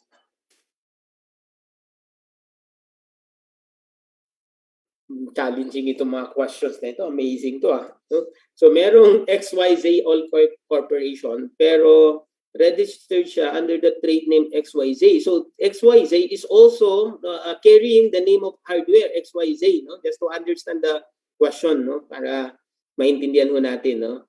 And hardware and constructions. Itong COR is certificate of registration, saan po ito? Anyways, we can and also win the bid. The issued receipt is in the name of XYZ Hardware Construction. Should the bank disqualify? Again, if you go back to who is really the bidder based on the document submitted from the certificate, from the registration, it's the corporation check registration, from the mayor's permit, you have to consistently check the name of the bidder. If indeed it's reflected there that it's XYZ Hardware and Construction, I don't know where the oil corporation is coming or saan ho ito nakita, but we always go back to the document submitted by the bidders. No? So ano yung sinadmit niya, dapat consistent lang po yun. So kung XYZ Hardware and Construction yung dinadala niya for the purpose of participating in that particular procurement project, then po pwede po yun. But kung meron pong mga inconsistencies, for example, in other documents, sinadmit niya naman po XYZ Oil Corporation without really knowing the relationship between these two corporations, could be mother, could be or what. So yun lang po. So ang guide lang po natin dito is all the documents should contain yung pong information about the XYZ Hardware and Construction if ito po yung sinadmit niya complying with the line of business as reflected in the business permit or mayor's permit. So yun po yung sagot doon. No? We just have to consistent. Kung nag-appear naman po doon sa ibang document na XYZ or corporation, yun po, posible po ma-disqualify po yung both bidders. Or rather, both names or whatever. Alright. For our 8th question po, if expired po yung PhilJEP certificate of registration, can we declare the bidder to be not eligible? Okay, during the opening kasi, since we allow the submission of the eligibility of the document, so it's not yet required for them to submit the PhilJEP certification, PhilJEP certificate of registration platinum, no? Hindi pa ho required yun. But during post-qualification, they still have to submit. So by that time, the certificate of registration platinum should be valid already, no? Dapat na-renew na rin po siya. If in case na hindi pa ho niya masubmit yung kanyang platinum certificate, then we can disqualify already the bidder. But during opening po, hindi pa naman po, because the rules, no, the GPP resolution provides for flexibility for the bidders to submit the eligibility documents or the certificate of registration. But post-qualification, pag hindi pa rin po nakapag-submit ng valid platinum certificate, then that would be ground for disqualification. Alright. For our next question po, for infrastructure projects, what if negative NFCC? Applicable pa din po ba yung commitment from a licensed commercial or universal bank to extend credit line in favor of the prospective bidder if awarded the contract to be bid? Yeah, I think I failed to mention during my discussion that the committed line of credit is not applicable to infrastructure projects. So therefore, if the NFCC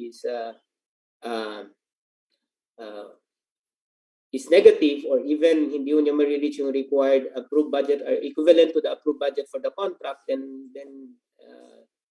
ineligible po yung bidder na yun. So again, committed line of credit is not applicable to infrastructure projects.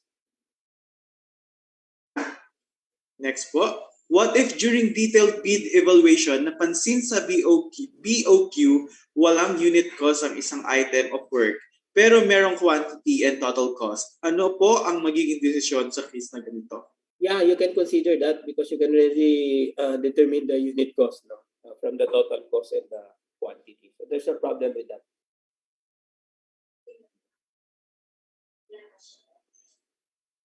Yeah. Next question po. Ang pickup ba need a present during opening of docks or we can refer sa PhilJEP's registration na lang nila?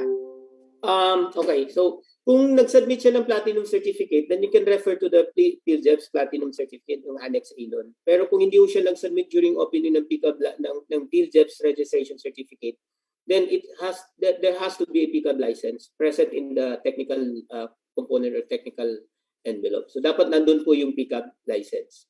So wala ka kasing knowledge, no, at that time during the opening, kung hindi siya nag-submit ng PhilJEP certificate, wala kang basehan na meron siyang in-upload na pickup license. Kung nag-submit naman po siya ng PhilJEP, then you can refer to the uploaded or the details provided in the PhilJEP's platinum certificate Annex A to determine if there's a pickup license. Alright, for our next question po, what will happen, sir, if the procuring entity create or customize PBD or did not follow the standard Philippine bidding documents? Will it be considered as failure of bidding? Meron po bang pananagutan ng procuring entity nito? Yeah, I think there's a material defect in the procurement and therefore there's a need to really consider that as failure, a possible accountability, no, on the part of the Bids and Awards Committee, in particular for not following the standardized bidding document. So siguro I think ang pinaka minimum dito is neglect of duty. Yun yung isang ano. Kaya expected sa atin po if you're part of the procurement team to really know the policies and the issuances. Failure to observe again the bidding procedures as mentioned in section 41 will render the procurement might render the procurement as failure, and therefore yan without prejudice to possible sanctions to the members of the Bids and Awards Committee. Yan. Pag tinuloy pa rin tapos inaward yung contract, yun. Yes, sir. Very clear. So for our next question po, is it necessary that end user sign the back resolution if they are not regular members of the back? Addendum, if the procurement under their department. Yeah, the end user is not part of the Bids and Awards Committee in this case, unless kung provisional member. But clearly from the question, hindi nga siya part of the Bids and Awards Committee. So wala siyang personality or what requirement na kailangan yung pumirma doon sa resolution ng Bids and Awards Committee. Again, yung resolution kasi ng Bids and Awards Committee, decision kasi yan ng Bids and Awards Committee. Since collegial body yan, so yung decision nila can be expressed in the resolution. So sino yung part ng decision maker? Yun lang pong members ng Bids and Awards Committee. Yung part lang po ng Bids and Awards Committee. So I think medyo nawawala po if we still require the signature of the end user in the back resolution. Hindi po necessary yun. If that resolution was passed in a meeting, excerpt lang po yun, then ang minimum requirement naman po nun is the BAT Secretariat to be, of course, attested by the back chair. So ganun lang naman po yun. But I don't think that we require the signature of the end user, even if the procurement is under their department. Right? Okay po. For our next question po, regarding the bid evaluation, sir, ano pong mas susundin? Abstract of bid as read or the calculated, given na mas mababa yung as read kaysa as calculated? To clarify, in determining the lowest calculated bid, we base it on the calculated.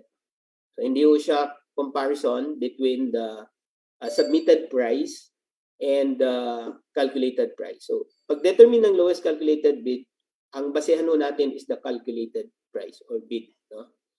In the award of contract, para hindi ho kayo malito, doon ho nagkakaroon ng comparison because whichever is lower between the submitted price and the calculated price, doon po natin i-award doon sa whichever is the lower between the two.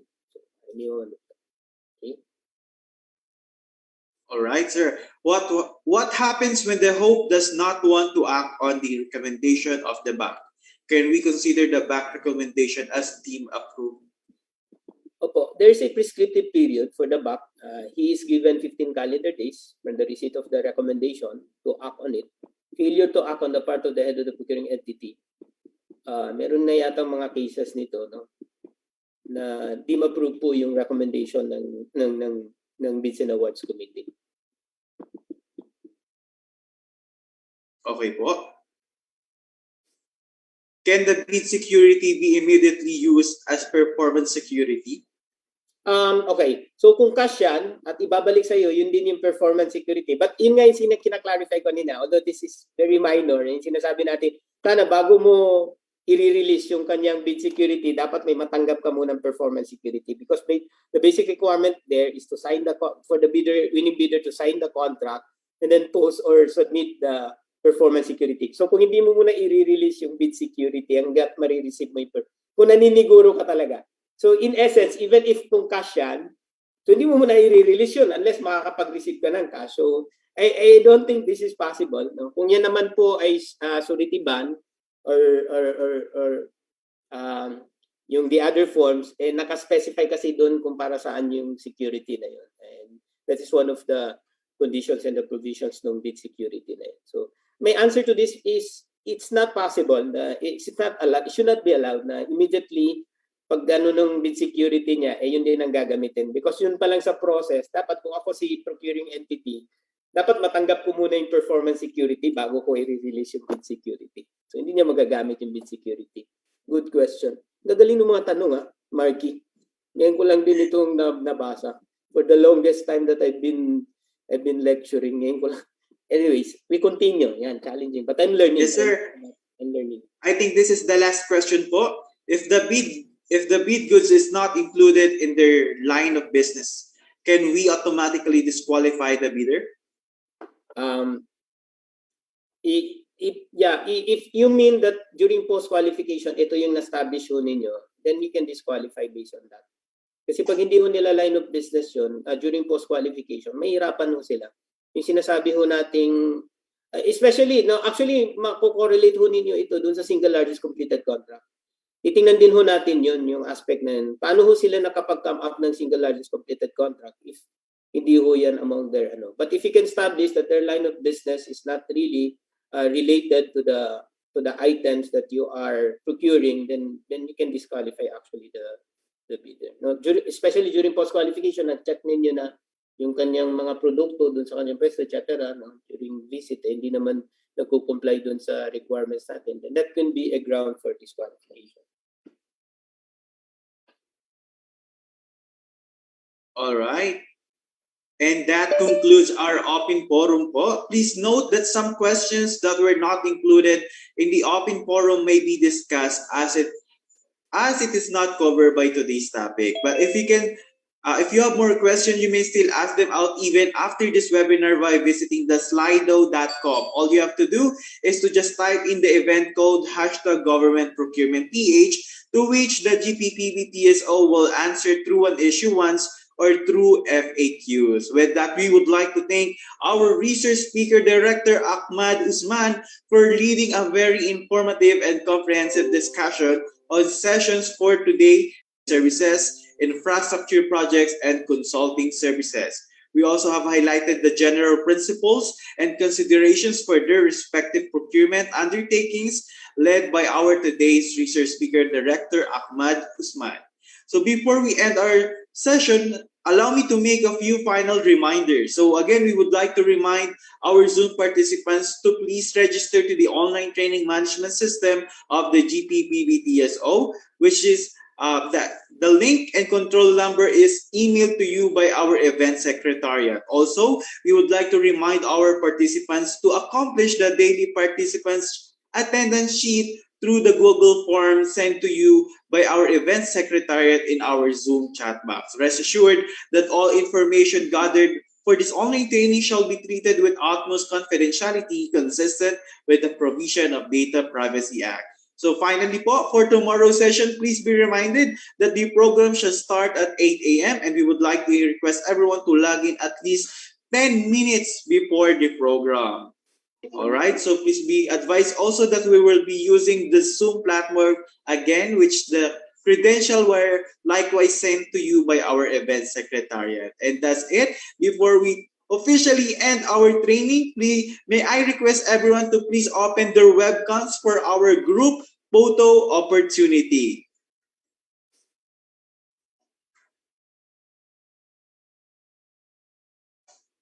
Okay, on my screen, I guess we will be having 3 shots. For our first shot po, please show us your best smile in 3, 2, and 1. For our second shot po, 3, 2, and 1. And for our last shot po, 3, 2, and 1. That's it. That concludes the third day of the online training for the Municipal Local Government Units on Republic Act 9184 and its 2016 Revised Implementing Rules and Regulations, Batch 6. This has been your facilitator, Marky Duetes. Thank you again. Thank you and see you again tomorrow. Mabuhay and stay safe. Thank you, everyone. Thank you for